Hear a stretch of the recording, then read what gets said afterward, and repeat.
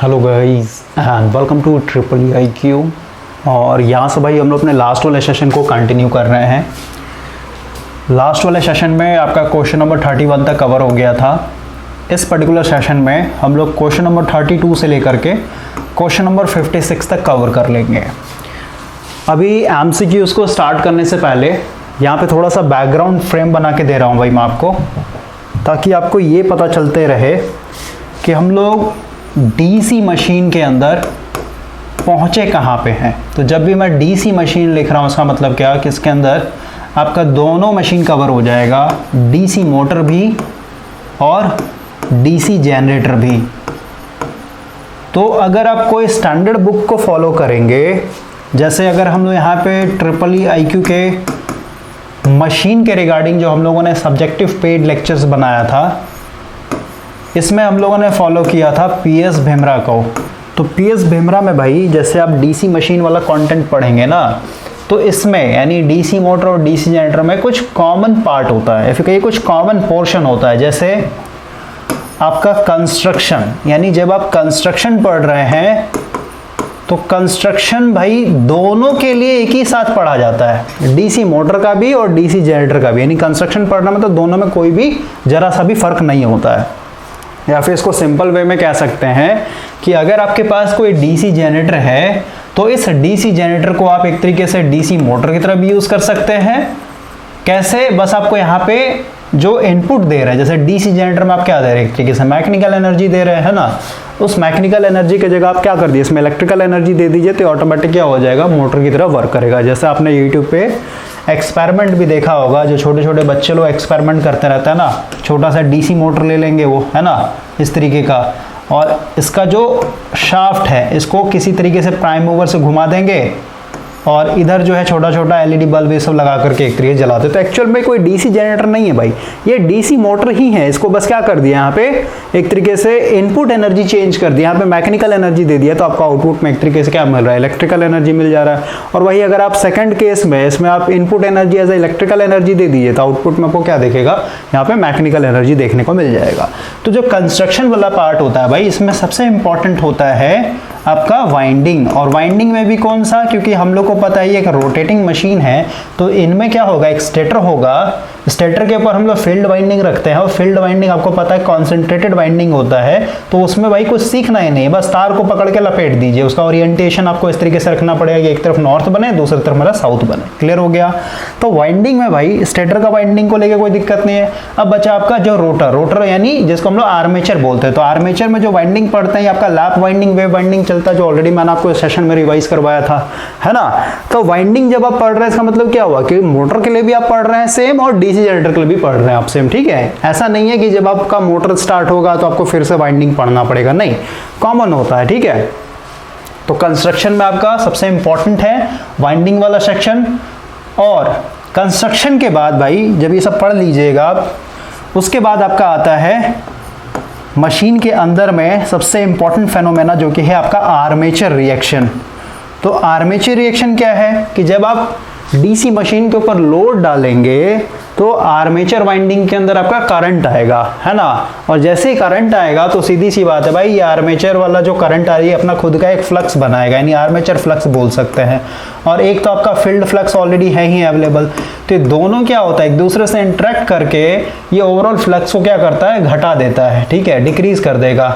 अब ये flux decrease होगा, इंक्रीज होगा, या फिर कहिए डिस्टॉर्शन होगा, सैचुरेट होगा। तो ये सब आपको आर्मेचर रिएक्शन के टाइम में पढ़ना होता है। ओके, इसमें आपका क्रॉस मैग्नेटाइजेशन हो गया, डीमैग्नेटाइजेशन हो गया, मैग्नेटाइजेशन हो गया। ओके, और आर्मेचर रिएक्शन आने के चलते ही जो आपका मैग्नेटिक न्यूट्रल एक्सिस होता है भाई, मैग्नेटिक न्यूट्रल एक्सिस कहने का मतलब, जैसे मान लेते हैं मेरा ये नॉर्थ पोल है और इधर मान लेते हैं मेरा साउथ पोल है। ठीक है, तो आपको पता है कि यहाँ से लेके यहाँ तक ये मेरा पूरा नॉर्थ वाला रीजन है, और इधर से लेके इधर तक मेरा साउथ वाला रीजन है। तो ये जो आपका एक्सिस हुआ, यहाँ पे क्या होता है, जो फ्लक्स डेंसिटी है ये आपका जीरो होता है, यानी ये क्या है, एक तरीके से मैग्नेटिक न्यूट्रल एक्सिस बोलते हैं इसको। क्लियर हुआ? यहाँ पे आपका मैग्नेटिक फील्ड जीरो होता है। तो आर्मेचर रिएक्शन के चलते भाई ओवरऑल आपका जो MNA है, मैग्नेटिक न्यूट्रल एक्सिस, एक तरीके से शिफ्ट होता है। ठीक है, अब शिफ्ट कैसे होता है थोड़ा सा बस मैं रिवीजन करवाऊंगा, ज़्यादा मैं खींचूंगा नहीं इसको। ओके, ओवरऑल समझिए, जैसे मेरा ये नॉर्थ पोल साउथ पोल ऐसे रखा हुआ है और इसको हम लोग जब डिटेल में पढ़ेंगे तो इसको हम लोग बोलते हैं एक तरीके डी एक्सिस, ठीक है। और डी एक्सिस पे ही आपका ब्रश रखा होता है, ये होता है क्वाड्रेचर एक्सिस या फिर कहिए इसी को बोलते हैं हम लोग मैग्नेटिक न्यूट्रल एक्सिस। तो ओवरऑल समझिए इधर मेरा नॉर्थ पोल है, साउथ पोल है, तो ओवरऑल जो मेरा मैग्नेटिक फील्ड जो है भाई, मेन मैग्नेटिक फील्ड है ना, ये इस डायरेक्शन में है। और अभी मान लेते हैं आपने मशीन को एक तरीके से नो लोड पे रखा हुआ है, तो नो लोड पे रखने का मतलब क्या कि आर्मेचर के अंदर जो आपका कंडक्टर है उसके अंदर करंट जीरो है या फिर कहीं कोई करंट नहीं है। यहाँ पे अगर मैं आर्मेचर भी बना दूँ छोटा सा इस तरीके का, है ना, तो इनमें जो इस तरीके का कंडक्टर है भाई इनमें कोई करंट नहीं है, यानी ओवरऑल क्या आपका सिर्फ और सिर्फ मेन फ्लक्स है, ठीक है। अब जैसे ही आप लोड लगाएंगे सेकंड केस में, तो इसमें क्या होता है, करंट आ जाएगा, ठीक है, इस तरीके का। मान लेते एक साइड क्रॉस है एक साइड डॉट है ना, तो ओवरऑल क्रॉस करने का मतलब क्या है, इस तरीके से, है ना। तो ये आपका ओवरऑल इस तरीके का नीचे की तरफ आपका मैग्नेटिक फील्ड बनेगा, यानी ये भी क्या कर रहा है, एक तरीके से फ्लक्स बना रहा है जिसका फ्लक्स इसका डायरेक्शन इधर की तरफ है, ठीक है। ये आर्मेचर फ्लक्स दिखा दिया।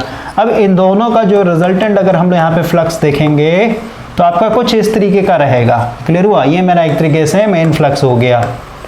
अब देखिए भाई आपका जो मेन फ्लक्स का जो डायरेक्शन था, अगर मैं दिखाऊं फर्स्ट केस में जब आपका मशीन नो लोड पे था, इसका मतलब क्या, आर्मेचर के अंदर कोई करंट नहीं, तो ओवरऑल सिर्फ और सिर्फ मेरे को एक ही फ्लक्स देखने को मिल रहा था, ये वाला, क्लियर हुआ।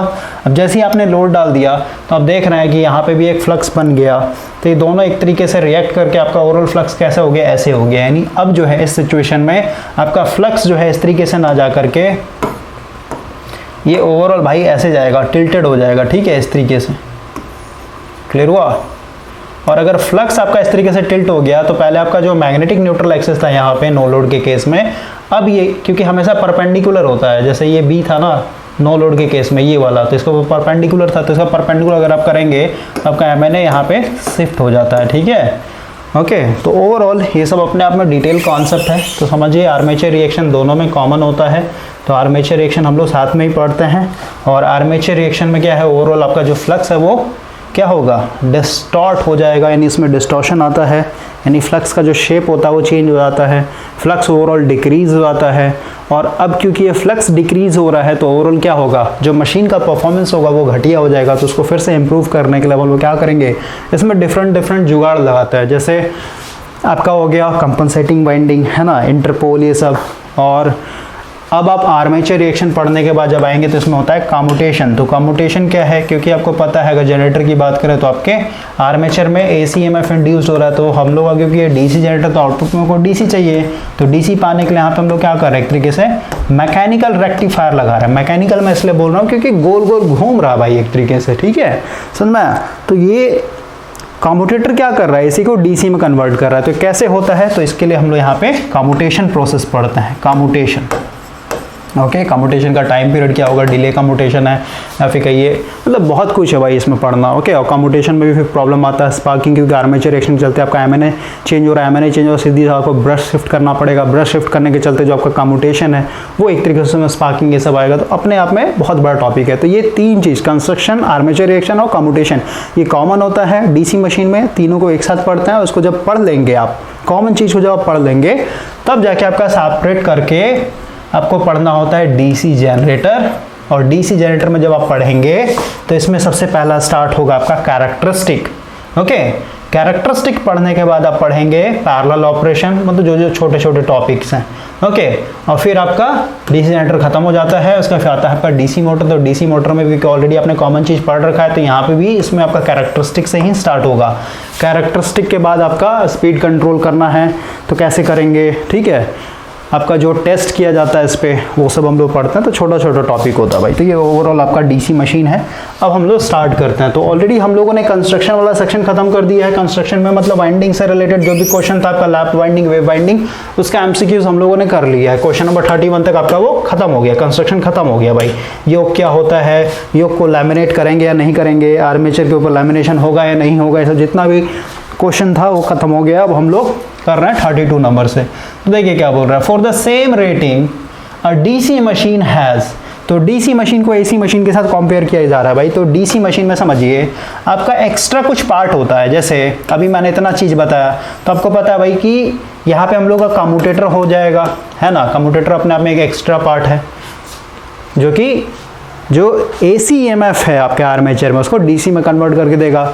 और अभी जस्ट बताया आर्मेचर रिएक्शन जब आप पढ़िएगा तो आर्मेचर रिएक्शन चलते ओवरऑल फ्लक्स कम हो जाता है ना, तो उस फ्लक्स को फिर से एक तरीके से ऑब्टेन करने के लिए हम लोग क्या कर रहे हैं, एक तरीके से कंपनसेटिंग वाइंडिंग लगाते हैं, इंटरपोल लगाते हैं, है ना। उसके बाद और भी क्या क्या एक्स्ट्रा पार्ट हो जाएगा, इसमें ब्रश लगा हुआ होता है, ब्रश होल्डर होता है ना। और AC मशीन की बात करें, AC मशीन में आप इंडक्शन मशीन ले लिए तो उसमें क्या है आपका सीधे सीधे रोटर है और एक आपका स्टेटर है, दोनों पे आपका सिंपल वाइंडिंग किया हुआ है। क्लियर हो गया। तो भाई आपका जो DC मशीन है उसमें एक्स्ट्रा पार्ट होता है, ओके, कम्यूटेटर हो गया, कंपनसेटिंग वाइंडिंग, इंटरपोल, ब्रश, ये सब एक्स्ट्रा पार्ट होने के चलते क्या हो जाएगा, अगर आप सेम रेटिंग देखें तो ओवरऑल DC मशीन का वेट क्या होगा आपका, हमेशा ज़्यादा होगा। तो DC machine has more weight than AC machine. Next question देखिए क्या बोल रहा है, the field winding of a DC shunt machine usually carries. तो देखिए शंट के बारे में थोड़ा सा बताता हूं मैं। ऐसे जब आप कैरेक्टरिस्टिक पढ़िएगा तो शंट से पहले हम लोग को पढ़ना होता है सेपरेटली एक्साइटेड DC मशीन। तो अभी हम लोग के पास उतना टाइम नहीं है भाई, और मैं यहाँ पे एज्यूम करके चल रहा हूँ कि आपको ये सब का नॉलेज है, आपने पढ़ा हुआ है पहले से। तो ओवरऑल अगर हमने यहाँ पे शंट मशीन बताएं, सॉरी यहाँ पे बनाओ, तो ये मान लेते हैं आपका आर्मेचर है। तो आर्मेचर को हम लोग इसी तरीके से क्यों दिखाते हैं, इसके लिए भी थोड़ा सा मैं बता देता हूँ। Equivalent model of DC machine, इसको ऐसे ही क्यों दिखाते हैं, तो क्योंकि हम लोगों ने वाइंडिंग वाला सेक्शन कवर कर लिया है भाई। तो वाइंडिंग में आपने देखा था, मान लेते हैं यहाँ पे दिखाता हूँ, 1 2 3 4 5 6 7 8 9 10, ठीक है, इस तरीके से मैंने दिखा दिया। ये मान लेते हैं इस तरीके का वाइंडिंग है, ओके। ओवरऑल बस समझिए ऐसे ऐसे जुड़ा हुआ है, लैप वाइंडिंग, वे वाइंडिंग, जो भी लेना कंसिडर करना, ठीक है। तो हम लोगों ने देखा था भाई, हम लोगों ने देखा था ओवरऑल कि अगर हमने यहाँ पे लैप वाइंडिंग की बात करें और 2 पोल के लिए मैं बात कर रहा हूँ, ठीक है। तो 2 पोल मतलब क्या, और लैप वाइंडिंग है, इसका मतलब क्या हुआ, लैप वाइंडिंग में क्या होता है, जो नंबर ऑफ पैरेलल पाथ होता है पोल के बराबर होता है। तो अगर मैंने यहाँ पे 2 पोल कंसिडर किया तो 2 पैरेलल पाथ होगा। 2 पैरेलल पाथ कहने का मतलब क्या है कि यहाँ पे जो ब्रश लगा होगा, इस ब्रश से मान लेते हैं I एम्पियर का करंट फ्लो हो रहा है, जिसको हम आइए बोले कि आर्मेचर के अंदर जा रहा है। तो ये क्या होगा आपका, ऐसे 2 पार्ट में टूटेगा, है ना, याद है ना, कुछ इस तरीके का आपका 2 पार्ट में टूटेगा, है ना। इधर आ जाएगा आपका IA/2 और इधर आ जाएगा आपका IA/2, कोई दिक्कत। और ये अपना एक पैरेलल पाथ बनाएगा और ये अपना एक पैरेलल पाथ बनाएगा। तो ओवरऑल पैरेलल पाथ को हम ऐसे दिखा रहे थे, इसमें जितने भी कंडक्टर आ रहे थे इस तरीके से, क्लियर हुआ। इसमें भी आपका कुछ इस तरीके का कंडक्टर था, और फिर ये दोनों पैरेलल पाथ क्या हो रहा था, यहाँ पे जो ब्रश लगा हुआ है यहाँ पे मिल करके इधर से आपका IA/2 आ गया घूम करके, और इधर से आ गया आपका IA/2। तो ओवरऑल यहाँ पे क्या मिलेगा, फिर से आपको IA मिल जाएगा। तो ओवरऑल देखिए भाई आपके मशीन के अंदर यही है ना, समझ में, जो वाइंडिंग लपेटा हुआ यही तो है आपका। तो ओवरऑल देखिए इन कंडक्टर के चलते ये मान लेते 1 है 3 है, मतलब number of back pitch front pitch क्या उस बेसिस पे आपके यहाँ पे होता है। तो ओवरऑल ये सब सीरीज में हर एक कंडक्टर के चलते कुछ ना कुछ रेजिस्टेंस देखने को मिलेगा। तो मान लेते हैं यहाँ पे जो भी कंडक्टर सीरीज में उनके चलते जो रेजिस्टेंस मिल रहा है मान लेते हैं 2 ओम है, और इधर भी आपका सेम नंबर ऑफ कंडक्टर होगा तो इधर भी मान लेते हैं 2 ओम है। तो ओवरऑल इनका अगर मैं इक्विवेलेंट देखूँ, क्योंकि ये दोनों पैरेलल में है ना, तो ओवरऑल इक्विवेलेंट देखूँ तो क्या हो जाएगा, 2 दूनी 4 डिवाइडेड बाय 4, तो 2 + 2 यानी 4, यानी ओवरऑल 1 ओम के बराबर आ जाएगा। तो इस सर्किट को जो कि आर्मेचर के अंदर वाइंडिंग करने से मेरा बना हुआ है, इस सर्किट को मैं ओवरऑल क्या कर सकता हूँ, इस सीरीज में रेजिस्टेंस लगा के जो कि जिसका वैल्यू आएगा 1 ओम, इसको मैं इस तरीके से दिखा सकता हूँ। क्लियर हुआ, समझ रहे बात को। ये मेरा ब्रश हो गया, ये वाला भी मेरा ब्रश है, मेरा इधर से इनपुट आया उधर से मेरा निकल गया, कोई दिक्कत नहीं। तो इसलिए भाई क्योंकि आप देख रहे हैं कि आर्मेचर के अंदर जो भी वाइंडिंग किया हुआ हम लोगों ने, वाइंडिंग करने के चलते जो मेरे को रेजिस्टेंस मिल रहा है उस रेजिस्टेंस का इक्विवेलेंट मैंने यहाँ पे दिखा रखा है। तो ओवरऑल हम लोग इसको ऐसे दिखा सकते हैं, ये सर्कल हो गया मेरा एक तरीके से आर्मेचर का सिंबल। और क्योंकि इस आर्मेचर का वाइंडिंग के चलते इस तरीके, क्योंकि यहाँ पे मैंने 2 ही पैरेलल पाथ कंसिडर किया है। अगर मान लेते हैं P = मेरा 4 पोल का होता, 6 पोल का होता, 8 पोल का होता, तो नंबर ऑफ पैरेलल पाथ ज्यादा होता है, नंबर ऑफ पैरेलल पाथ, तो इसमें मान लेते हैं 3 4 और नंबर ऑफ पाथ, तो सबका इक्विवेलेंट निकाल के मेरे को एक ही रेजिस्टेंस मिलता है ना, समझ रहे बात को। तो ओवरऑल इसको हम लोग यहाँ पे ब्रश दिखा देते हैं और यहाँ पे आपका फिर रेजिस्टेंस दिखाया जाता है, ये होता है आपका R इक्विवेलेंट, ठीक है, इसी को हम लोग बोलते हैं RA। और ये बहुत ही स्मॉल वैल्यू होता है। क्यों स्मॉल वैल्यू होता है, क्योंकि देखिए भाई पैरेलल कॉम्बिनेशन है, पैरेलल पाथ बनता है, ठीक है। तो ओवरऑल जैसे यहाँ पे 2 आया है ना, पैरेलल का क्या होता है, पैरेलल इक्विवेलेंट क्या होता है रेजिस्टेंस का, कि अगर ये 2 ओम का आ रहा है वैल्यू, तो इनका जब आप इक्विवेलेंट निकालिए इससे भी छोटा आएगा, समझ में बात, तो देख रहे 1 ओम आ जा रहा है, क्लियर हुआ। तो इसलिए जो आर्मेचर रेजिस्टेंस होता है भाई ये काफी स्मॉल होता है, 0.1 में 0.2 में इस तरीके का आपका वैल्यू होता है, क्योंकि हम लोग कॉपर वायर यूज कर रहे हैं तो उसके चलते रेजिस्टेंस बहुत कम देखने को मिलता है। ओके, तो ये होता है equivalent model of DC machine. Okay, तो इस चीज को आपको समझना है। हम लोग आते हैं आगे। और इतना मैं इसलिए बता रहा हूँ भाई ताकि आपका डीसी मशीन भी पैरेलली कवर होते चला जाए, आपको फालतू फिर मेहनत ना करना पड़े। ओके, तो देखिए, तो ये हो गया आर्मेचर रेजिस्टेंस। इसको ऐसे क्यों दिखाते हैं अभी जस्ट बता दिया मैंने आपको। और अभी जस्ट मैंने एक लाइन बोला था भाई कि जब आप कम्यूटेशन प्रोसेस पढ़िएगा तो हम लोग जो नॉर्थ पोल और साउथ पोल बनाते हैं, यानी जो फील्ड बनाते हैं, हमेशा डी एक्सिस पे होता है, ठीक है। और डी एक्सिस पे ही आपका ब्रश होता है, और इसी को हम लोग पोलर एक्सिस भी बोलते हैं, ठीक है। पोलर एक्सिस क्यों बोलते हैं? क्योंकि इसी पे आपका पोल रखा होता है, मेन पोल, नॉर्थ पोल और साउथ पोल। और ये जो होता है आपका, इसी को बोलते हैं MNA, मैग्नेटिक न्यूट्रल एक्सिस, है इसी को बोलते हैं Q axis, quadrature axis. Okay, अब देखिए, तो फील्ड वाइंडिंग जो अगर मैं दिखाऊँ यहाँ पे शंट के लिए, तो फील्ड वाइंडिंग आपको इधर इस साइड दिखा देता हूँ। ये हमेशा डी एक्सिस पे रखना होता है, और इस तरीके से आप शंट दिखाना ना, तो ऐसे आप करके इसको आप ऐसे इस तरीके से बना सकते हैं, स्टैंडर्ड दिखा सकते हैं, ठीक है। बच्चा वाला बुक का पढ़िए, अशफाक क्वेश्चन हो गया, JB गुप्ता ये सब हो गया, तो उसमें आपका सिंपल दिखा देगा इस तरीके से। ओके, ऐसे करके दिखा देता है, ठीक है भाई। तो ओवरऑल इस तरीके से आप दिखाएंगे तो गलत हो जाएगा। आपको हमेशा समझना है कि और क्यों रखता है, ये सबका रीज़न होता है भाई, ठीक है। अभी टाइम नहीं उतना, अब समझिए। ये मैंने शंट मशीन का दिखा दिया है ना। तो ओवरऑल देखिए, हम लोग का जो, अगर हम लोग ट्रांसफार्मर की बात करें भाई, यानी AC मशीन की अगर बात करें, तो ओवरऑल देखिए यहाँ पे मैं बताने क्या जा रहा हूँ, समझिए। मैंने आपको अभी बताया कि आर्मेचर रेजिस्टेंस जो होता है ये काफ़ी स्मॉल वैल्यू होता है, ठीक है। 0.2 होगा या फिर 0.1 ओम का होगा, काफ़ी स्मॉल होता है इसका वैल्यू। अब हम लोग यहाँ पे देख रहे हैं कि जो मेरा फील्ड वाइडनिंग के चलते जो फील्ड रेजिस्टेंस आएगा, जिसको हम लोग RF बोलते हैं, इसका वैल्यू क्या होगा? तो इसका वैल्यू बहुत लार्ज होता है भाई, 250 ओम होगा, 300 ओम होगा, समझ रहे हो, 200 ओम होगा, इस तरीके से बहुत लार्ज होता है। मतलब इसके कंपेयर में ये काफ़ी ज़्यादा लार्ज होता है।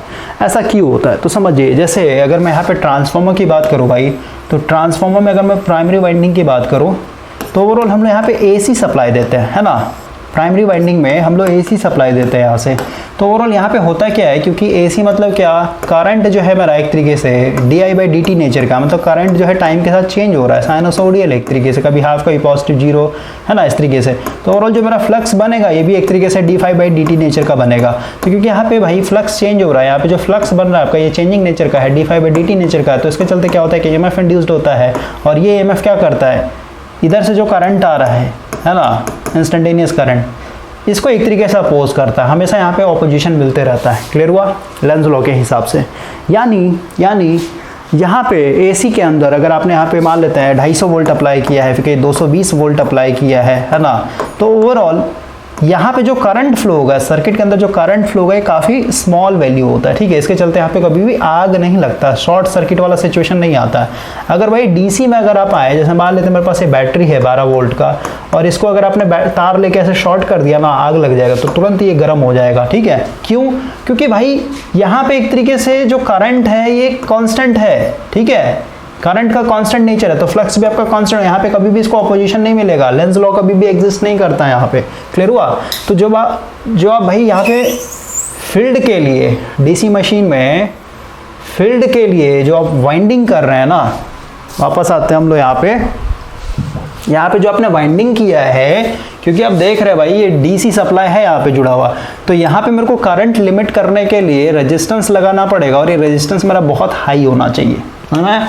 इसलिए फील्ड वाइंडिंग को हम लोग क्या रखते हैं, 200 ओम का, 250 ओम का, 300 ओम का, 400 ओम का, इस तरीके से, ताकि इधर जो करंट आए एक तरीके से सेफ वैल्यू पे आए, ताकि मेरा कॉइल एक तरीके से जल ना जाए। क्योंकि इसमें भाई ज़्यादा करंट आ गया तो तुरंत वाइंडिंग को क्या कर देगा, I2R लॉस के चलते हीट होके जला देगा। क्लियर हो गया? तो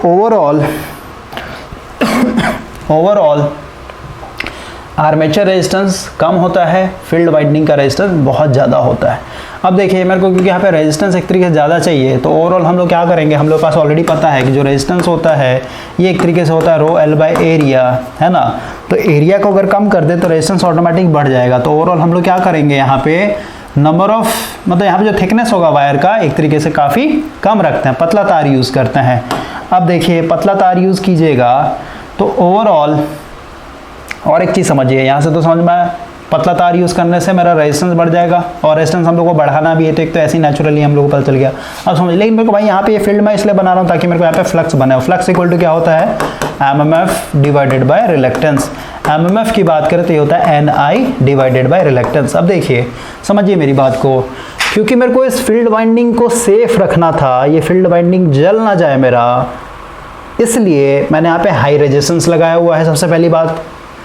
और क्योंकि मैंने हाई रेजिस्टेंस लगा दिया तो इधर जो मेरा करंट आएगा ये बहुत स्मॉल आएगा, जिसको हम लोग फील्ड वाइंडिंग करंट बोलेंगे। इसको हम लोग IF से रिप्रेजेंट करते हैं। इसका वैल्यू ऑटोमेटिक कम हो जाएगा भाई। क्यों? क्योंकि IF की अगर बात करें तो वोल्टेज डिवाइडेड बाय रेजिस्टेंस होता है, यानी फील्ड रेजिस्टेंस। और एक चीज़ समझिए, जो वोल्टेज यहाँ पे इंड्यूस्ड होगा, समझ में, ये जो RA होता है काफ़ी स्मॉल होता है भाई, ठीक है। तो इसमें जो ड्रॉप होगा IA इंटू RA, इसको हम लोग नेग्लिजिबल अगर मान लें अभी के लिए नेग्लिजिबल मान लें, तो जो भी मेरा यहाँ पे EG जनरेट हो रहा है वही EG क्या होगा, यहाँ टर्मिनल पे भी होगा और वही EG यहाँ पे भी होगा। तो समझिए जो IF होगा इसके अंदर जो करंट जाएगा, यहाँ पे मैं V की जगह क्या लिख दूँ, EG लिख सकता हूँ ओवरऑल, है ना। तो EG डिवाइडेड बाय RF होता है। तो RF मेरा लार्ज है तो ओवरऑल IF मेरा बहुत कम होगा। अब क्योंकि भाई मेरे को यहाँ पे अच्छा खासा एक फ्लक्स बनाना है, तभी तो मेरा एक तरीके से मोटर यहाँ पे EG, क्योंकि EG डायरेक्टली प्रोपोर्शनल क्या होता है, मेन फ्लक्स के ऊपर। फ्लक्स अच्छा होगा नहीं तो कैसे एक तरीके से MF इंड्यूस्ड करेगा। तो ओवरऑल यहाँ पे मेरा करंट एक तरीके से क्या हो गया, यहाँ पे IF लिखता हूँ, IF, ये करंट मेरा एक तरीके से लिमिट हो गया भाई। इधर जो करंट आएगा काफ़ी स्मॉल आएगा। तो ओवरऑल क्या करना पड़ेगा, मेरे को फ्लक्स ज़्यादा चाहिए तो मेरे को क्या करना पड़ेगा भाई, मेरे को यहाँ पे नंबर ऑफ टर्न्स बढ़ाना पड़ेगा। समझ में, नंबर ऑफ टर्न्स मेरे को ज़्यादा रखना पड़ेगा।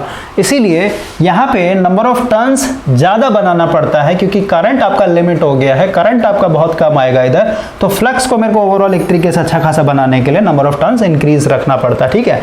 अब देखिए इधर जो मेरा करंट आता है ना, IF जो करंट आएगा ये लोड करंट का, यानी यहाँ से जो भी करंट आ रहा है, मान लेते हैं IA आ रहा है, तो इस IA का ओवरऑल कितना इधर जाएगा, सिर्फ और सिर्फ 2 या 2.5%, यानी ओवरऑल कह सकते हैं 2 से 5% के बीच में ही आपका इधर करंट एक तरीके से घुस पाता है। क्यों? क्योंकि इधर रेजिस्टेंस मेरा बहुत ज़्यादा है। अब देखिए, अब आप बोलिएगा इधर जो आप लोड लगाइएगा,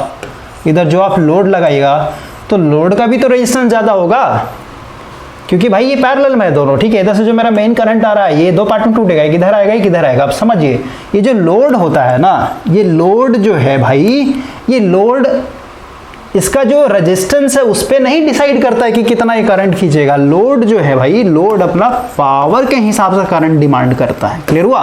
क्योंकि इसके क्रॉस वोल्टेज मेरा फिक्स हो गया EG, क्योंकि सबको मैंने शंट में दिखाया पैरेलल, ठीक है। तो जो इसके क्रॉस वोल्टेज होगा वही इसके क्रॉस वही वोल्टेज, तो वोल्टेज मेरा यहाँ पे कांस्टेंट हो गया। तो अब मैं अगर एग्जांपल दूं, मान लेते हैं एक बल्ब लगा रहे हैं आप 10 रुपए वाला फिलामेंट बल्ब, तो बल्ब का कुछ ना कुछ पावर रेटिंग होगा। मान लेते हैं आपका अभी 200 वाट का लेके चल रहा हूँ फर्स्ट केस में, तो पावर को कितना चाहिए, वोल्टेज इनटू करंट। तो वोल्टेज तो मेरा यहाँ पे कांस्टेंट हो गया EG के बराबर।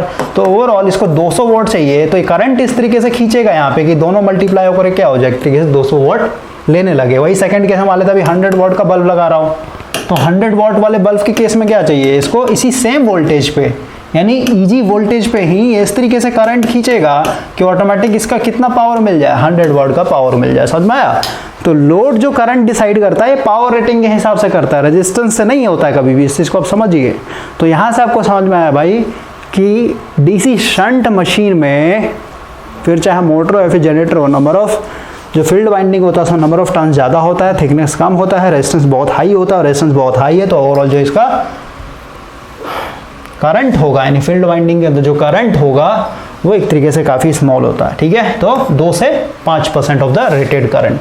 अगला देखिए क्या बोल रहा है, separately excited DC generator is not used because, separately excited क्यों नहीं करते, क्योंकि भाई यहाँ पे थोड़ा सा ज़्यादा खर्चा हो जाता है। खर्चा कहने का सेपरेटली मतलब क्या, कि आपको एक अलग से बैटरी लगाना पड़ेगा इसके फील्ड वाइंडिंग को एक्साइट करने के लिए। ओके, तो ये मान लेते हैं आपका आर्मेचर हो गया, ब्रश दिखा दिया मैंने, यहाँ पे आपका आर्मेचर रेजिस्टेंस हो गया, है ना। और यहाँ पे आपको फील्ड वाइंडिंग के लिए एक अलग से बैटरी डालना पड़ेगा। ओके, यहाँ पे हम लोग थोड़ा सा वेरिएबल रेजिस्टेंस दिखा देते हैं ताकि हम लोग फील्ड करंट को भी कंट्रोल कर सकें। तो ये ऑप्शन के हिसाब से आपको चलना पड़ेगा। Separate DC sources required for the field circuit. Okay, अब देखिए थोड़ा सा टाइप्स भी बता देता हूँ मैं। जो आपका टाइप्स होता है ना भाई DC मशीन में, वो एक्साइटेशन के बेस्ड पे होता है। एक्साइटेशन मतलब उसके अंदर जो आप फील्ड जो बना रहे हैं ना, यानी जो आप नॉर्थ पोल साउथ पोल बना रहे हो वो कैसे बना रहे हो, उसके बेसिस पे आपका पूरा का पूरा इसमें टाइप्स डिसाइड किया जाता है। जैसे पहला हो गया permanent magnet DC machine. Permanent magnet DC machine आपने देखा होगा, छोटा सा जो मोटर होता है 10 रुपये 20 रुपये मिलता है, उसको खोल के देखिएगा, है ना। उसमें आपको इस तरीके का सर्कल एल्युमिनियम दिखेगा, है ना, एल्युमिनियम का फ्रेम होता है, यहाँ पे आपको काला रंग का मैग्नेट देखने को मिलेगा इस तरीके से चिपका हुआ, इधर भी आपका इस तरीके चिपका हुआ, ठीक है। तो यहाँ पे आप फ्लक्स कैसे बना रहे हैं, यानी जो मेन फ्लक्स बना रहे हैं नॉर्थ से साउथ पोल वाला, कैसे परमानेंट मैग्नेट, इसलिए सर आप पढ़ गया परमानेंट मैग्नेट डीसी मशीन। उसके बाद आपका आता है आपका सेपरेटली एक्साइटेड डीसी मशीन, यानी यहाँ पे अलग बैटरी एक तरीके से यूज करके आप क्या कर रहे हैं, फ्लक्स बना रहे हैं, फील्ड बना रहे हैं, कुछ भी बोल सकते हो। और लास्ट होता है भाई सेपरेटली एक्साइटेड, आप कह सकते हैं एक्साइटेड डीसी मशीन।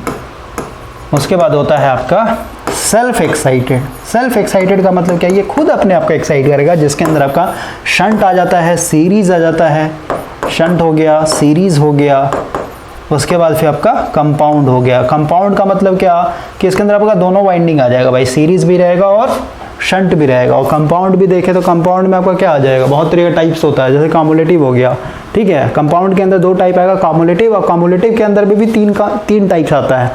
एक हो गया आपका ओवर कंपाउंड, यानी over compound cumulative DC machine, उसका फिर फ्लैट हो गया, अंडर हो गया, और फिर इधर आपका डिफरेंशियल होता है। ओके, तो नेक्स्ट पे आते हैं भाई, थोड़ा थोड़ा मैं बताते चला जाऊंगा भाई, ताकि आपको कुछ रिवीजन होते चला जाए, नहीं तो फिर आप डीसी मशीन आप पेड क्लासेस ले सकते हैं, पूरा का पूरा आपका गेट आईएएस लेवल कवर हो जाएगा। नेक्स्ट क्वेश्चन बोल रहा है DC compound generator having full load terminal voltage to the no load voltage is called. देखिए क्या बोल रहा है, सबसे पहले आपको मैं खासियत बताता हूँ भाई, ये कंपाउंड जनरेटर का हम लोग को नीड क्यों पड़ा। ओके, कंपाउंड जनरेटर का नीड क्यों पड़ा, ऐसे ये ऑप्शन मतलब बच्चा वाला क्वेश्चन है भाई, लेकिन समझिए क्यों इसका नीड पड़ा। सो कंपाउंड हम लोगों को क्यों बनाना पड़ा, सबसे पहले समझिए भाई, अगर मैं यहाँ पे मैग्नेटाइजेशन कर्व दिखाऊं, और मैग्नेटाइजेशन कर्व जो है भाई फटाफट बनाता हूँ सेपरेटली एक्साइटेड के लिए। ओके, और अभी हम लोग नो लोड पे देखें अगर, ठीक है, ये मेरा फील्ड वाइंडिंग हो गया, ये आपका वेरिएबल रेजिस्टेंस हो गया। देखिए अभी नो लोड पे रख रहा हूँ मोटर को, या फिर जनरेटर, कुछ भी ले सकते हैं। तो यहाँ पे भाई मैं दिखा रहा हूँ अपने फील्ड करंट को, ठीक है, और यहाँ पे मैं दिखा रहा हूँ एक तरीके से ईजी को, जनरेटेड ईएमएफ को, या फिर कहीं ऐसे का मैं फ्लक्स भी बोल सकता हूँ। फ्लक्स क्यों बोलूँगा मैं, क्योंकि ईजी जो होता है, ईजी इक्वल टू क्या होता है, 5ZN P/60 जहाँ पे होता है नंबर ऑफ पैरेलल पाथ। जो आपने एक बार डिज़ाइन कर लिया एक डीसी मशीन को, तो नंबर ऑफ पैरेलल पाथ एक तरीके से क्या हो गया, फिक्स हो गया, 60 फिक्स हो गया। आपका नंबर ऑफ पोल भी कांस्टेंट है, एन भी कांस्टेंट है, जेड भी कांस्टेंट है। तो आप कह सकते हैं ईजी जो होता है डायरेक्टली प्रोपोर्शनल फ्लक्स के ऊपर होता है, ठीक है। तो अगर आपने यहाँ पे आईएफ दिखाया, तो आईएफ के चलते क्या बन रहा है, पे फ्लक्स बन रहा हो, तो फ्लक्स ना दिखा के आप ईजी भी एक तरीके से यहाँ पे दिखा सकते हैं।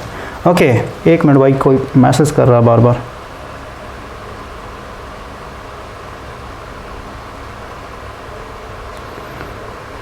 ओके, तो ओवरऑल यहाँ पे ईजी मैंने दिखा दिया। आप समझिए, अगर ये नो लोड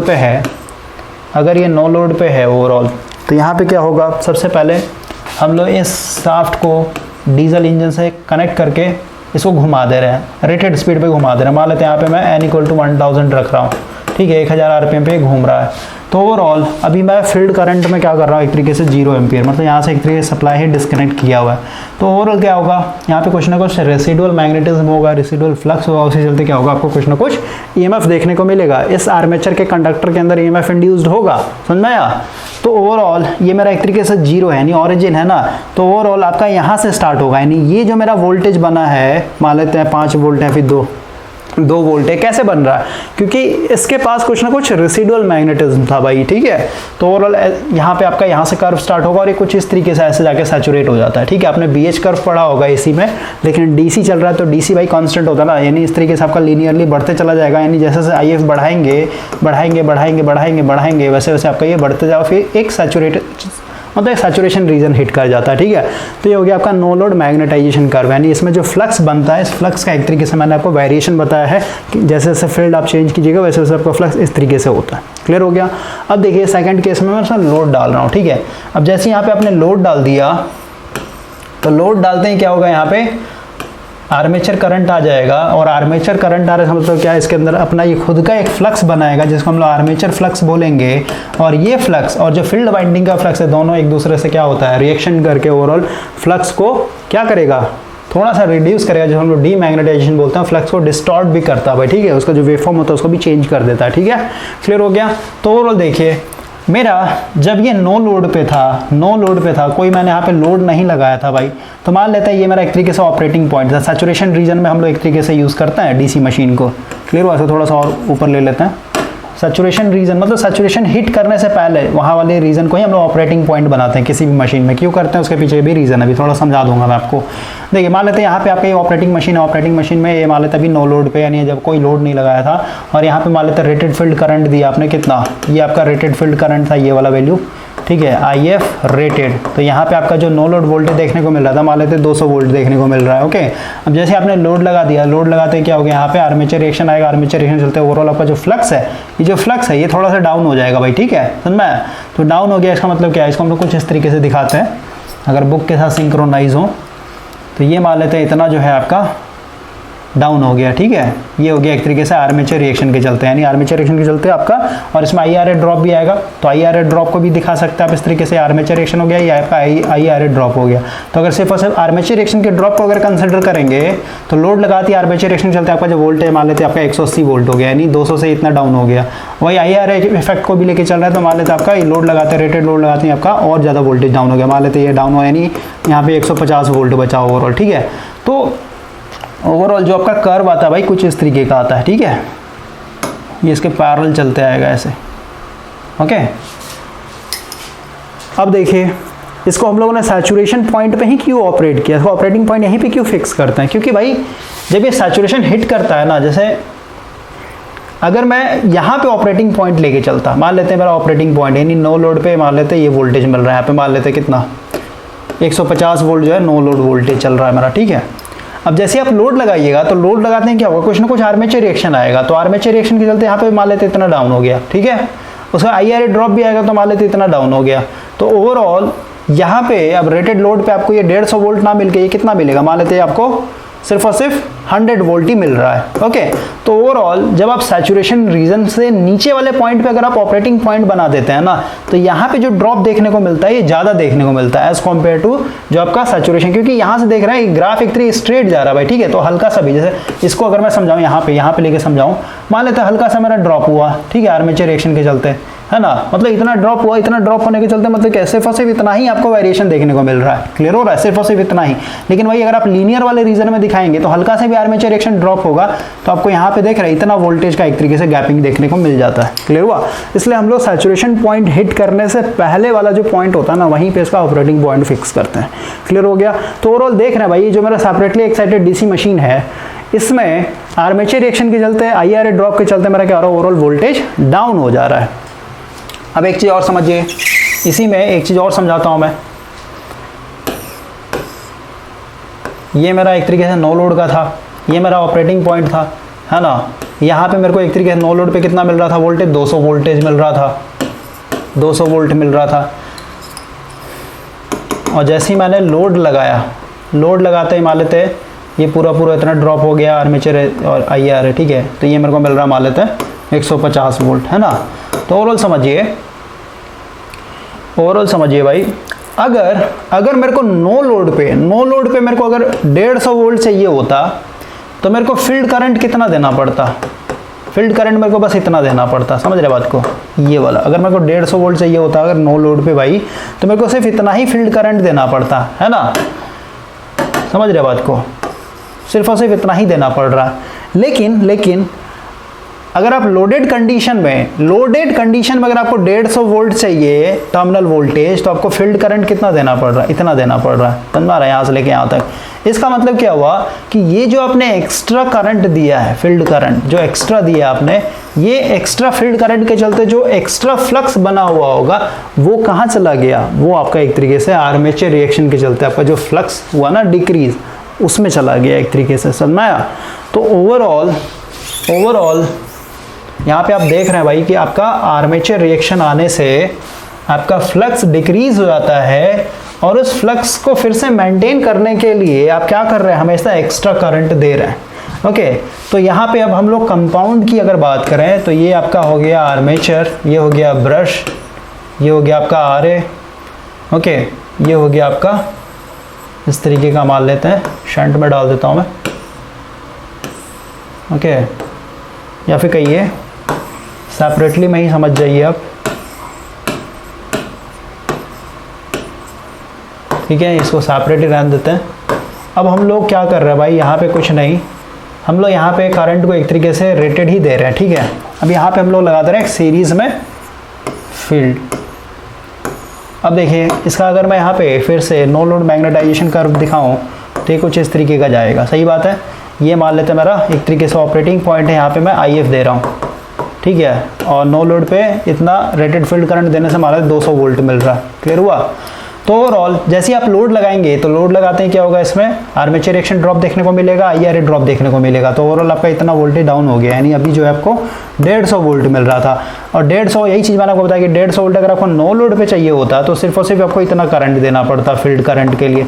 लेकिन आप लोड पे एक तरीके से 150 वोल्ट चाहिए तो आपको कितना फील्ड करंट देना पड़ रहा है, इतना देना पड़ रहा है ना, समझ में आया, इतना सारा आपको देना पड़ रहा है। तो ओवरऑल हम लोग यहाँ पे फील्ड करंट एक्स्ट्रा ना देना पड़े, इसलिए हम लोगों ने क्या किया, यहाँ पे सीरीज़ में एक वाइंडिंग लगा दिया है। अब क्योंकि जैसे यहाँ पे लोड लगाएंगे तो इसके अंदर से क्या होगा, एक तरीके से करंट फ्लो होगा, जो कि आर्मेचर करंट है, इसी को हम लोग लाइन करंट भी बोल सकते हैं कि सीरीज़ है पूरा का पूरा।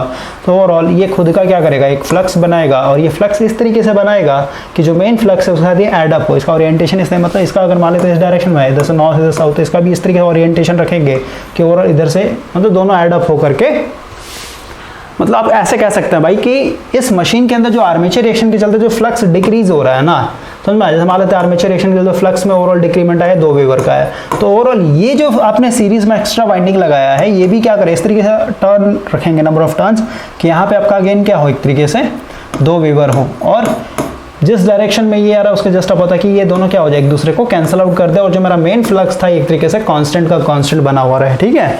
तो उस सिचुएशन में आपको ये जो एक्स्ट्रा फील्ड करंट है ना, ये एक तरीके से नहीं देना पड़ेगा, इसलिए हम लोग कंपाउंड को एक तरीके से यूज़ करते हैं, ओके। तो ये सब भाई 10-15 लेक्चर का कॉन्सेप्ट है, अभी बस ऊपर ही मैं आपको समझा सकता हूँ। तो ओवरऑल देखिए यहाँ पे क्या बोल रहा है,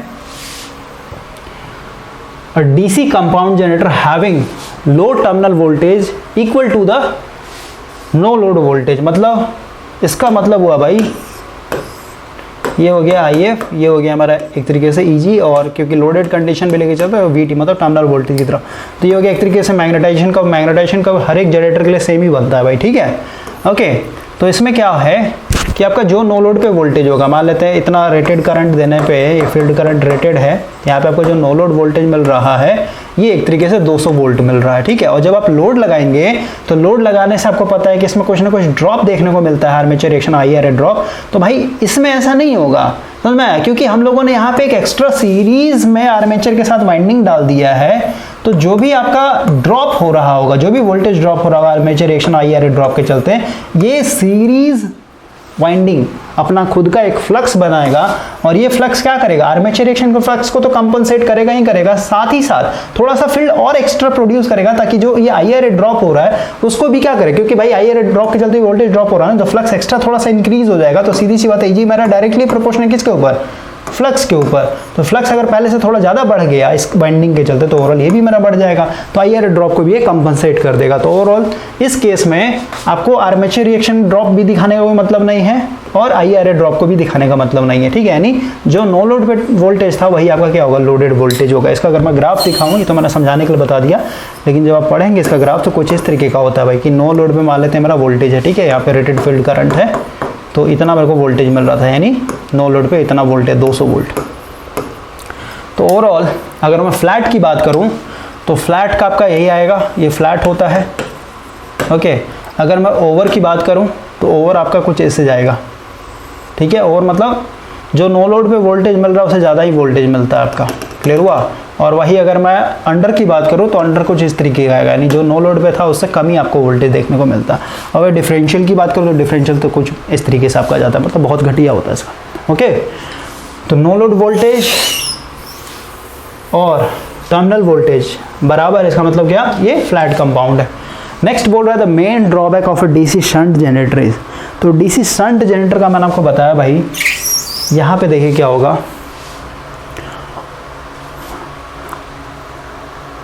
ये हो जाएगा, ठीक है, टर्मिनल वोल्टेज ड्रॉप, ठीक है, इसका क्या मतलब होता है समझिए। अभी डीसी जनरेटर बताया भाई मैंने आपको, या फिर कहिए किसी भी जनरेटर की बात करें या फिर किसी भी डीसी मशीन की अगर बात करें,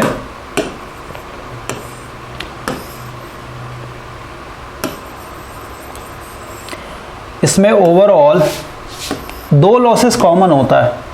एक आर्मेचर रिएक्शन के चलते ओवरऑल फ्लक्स डाउन होगा तो वोल्टेज भी डाउन हो जाएगा, और एक IR ड्रॉप, ठीक है, ये हर एक मशीन में देखने को मिलेगा। लेकिन शंट में एक चीज़ और प्रॉब्लम आता है भाई। ये क्या प्रॉब्लम है समझिए। जैसे ही आप लोड लगाएंगे, जैसे मान लेते हैं आपका अभी जो वोल्टेज है इस फील्ड वाइंडिंग के क्रॉस, ठीक है, ये एक तरीके से मान लेते हैं भाई 200 वोल्ट है, ओके। अब जैसे ही लोड लगाएंगे तो लोड लगाने से क्या होगा, इसके अंदर करंट आ जाएगा, आर्मेचर करंट के चलते आपका आएगा आर्मेचर रिएक्शन के चलते ओवरऑल फ्लक्स डिक्रीज होगा, और फ्लक्स डिक्रीज हो जाएगा तो ओवरऑल क्या हो जाएगा आपका, ये जो यहाँ पे EMF इंड्यूस्ड हो रहा है वो भी डिक्रीज हो जाएगा, ठीक है। समझ में भाई, वोल्टेज डाउन होगा ना। अगर मैं यहाँ पे दिखाऊँ इस तरीके से, ये नो लोड का एक तरीके मैग्नेटाइजेशन कर्व था, रेटेड फील्ड करंट आपने दिया हुआ था, जैसे ही आप लोड लगा रहे हैं तो इसमें आपका आर्मेचर रिएक्शन ड्रॉप देखने को मिलेगा, IR ड्रॉप देखने को मिलेगा। यानी नो लोड पे अगर आपको 200 वोल्ट मिल रहा था तो अब आपको यहाँ पे सिर्फ और सिर्फ मान लेते 150 वोल्ट मिल रहा है। इसका मतलब क्या हुआ, 150 वोल्ट यहाँ से लेके, ठीक है, ये 150 वोल्ट पे है, तो आप देखिए फील्ड वाइंडिंग के क्रॉस भी क्या हो जा रहा है, एक तरीके से 150 वोल्टेज ही रह जा रहा है, समझ में आया। यानी पहले 200 वोल्ट था और अब जो है आपका यहाँ पे आर्मेचर रिएक्शन और IR ड्रॉप के चलते इटसेल्फ इसके क्रॉस जो वोल्टेज है और ज़्यादा डाउन हो गया, समझ में आया। तो वोल्टेज अगर आपका डाउन हो गया तो यहाँ पे जो फील्ड करंट आ रहा होगा ये और ज़्यादा एक तरीके से डाउन हो जाएगा भाई, समझ में आया। IF की अगर बात करें तो वोल्टेज डिवाइडेड बाय क्या है आपका, फील्ड रेजिस्टेंस। तो क्योंकि आर्मेचर रिएक्शन IR ड्रॉप के चलते इटसेल्फ क्या हो रहा है, पहले से और ज़्यादा वोल्टेज घट गया तो ओवरऑल क्या हो जाएगा, IF भी मेरा पहले से घट जाएगा। इसका मतलब क्या हुआ कि फ्लक्स में आर्मेचर रिएक्शन के चलते तो डिक्रीमेंट हो ही रहा है, IR ड्रॉप के चलते वोल्टेज डाउन हो ही रहा है, साथ ही साथ क्योंकि यहाँ का वोल्टेज कम हो गया फील्ड वाइंडिंग के क्रॉस तो ये इटसेल्फ IF को और घटा देगा, और IF घट गया इसका मतलब क्या, मेन फ्लक्स मेरा और घट जाएगा। क्लियर हुआ। तो ओवरऑल समझिए, अगर मैं यहाँ पे कंपेयर करूं शंट को और सेपरेटली एक्साइटेड को, ठीक है भाई, तो हम लोग का जो शंट का बनेगा, मान लेते हैं नो लोड वोल्टेज है, ठीक है, ये मेरा IF है, ओके, ये IF है, ये मेरा एक तरीके से वोल्टेज है। तो नो लोड पे मान लेते हैं भाई ये मेरा रेटेड फील्ड करंट था, यहाँ पे मेरे को वोल्टेज मिल रहा था 200। अब मैं यहाँ पे सबसे पहले शंट के लिए दिखाऊं तो शंट के लिए मेरे को सबसे पहले आर्मेचर रिएक्शन का दिखाना पड़ेगा। आर्मेचर रिएक्शन के चलते आपका कुछ ऐसे जाता है, नॉन लीनियर ग्राफ बनेगा यहाँ पे। ये हो गया आर्मेचर रिएक्शन के चलते, ठीक है, यानी इतने फील्ड करंट पे अगर ये फील्ड करंट दे रहे तो इतना आर्मेचर रिएक्शन देखने को मिला, इतना ड्रॉप आएगा, समझ में आ रहा बात को। तो ये आर्मेचर रिएक्शन हो गया। IR ड्रॉप जो चलता है वो लीनियर चलता है, ठीक है भाई, ये IR ड्रॉप है, ओके। तो IR ड्रॉप मतलब क्या, अगर मैं इसको ऐसे दिखाऊँ, मतलब इतना वोल्टेज जो है ना इसमें घटते चला जाएगा ऐसे। देखिए सिंपल वे में रखूँ, अगर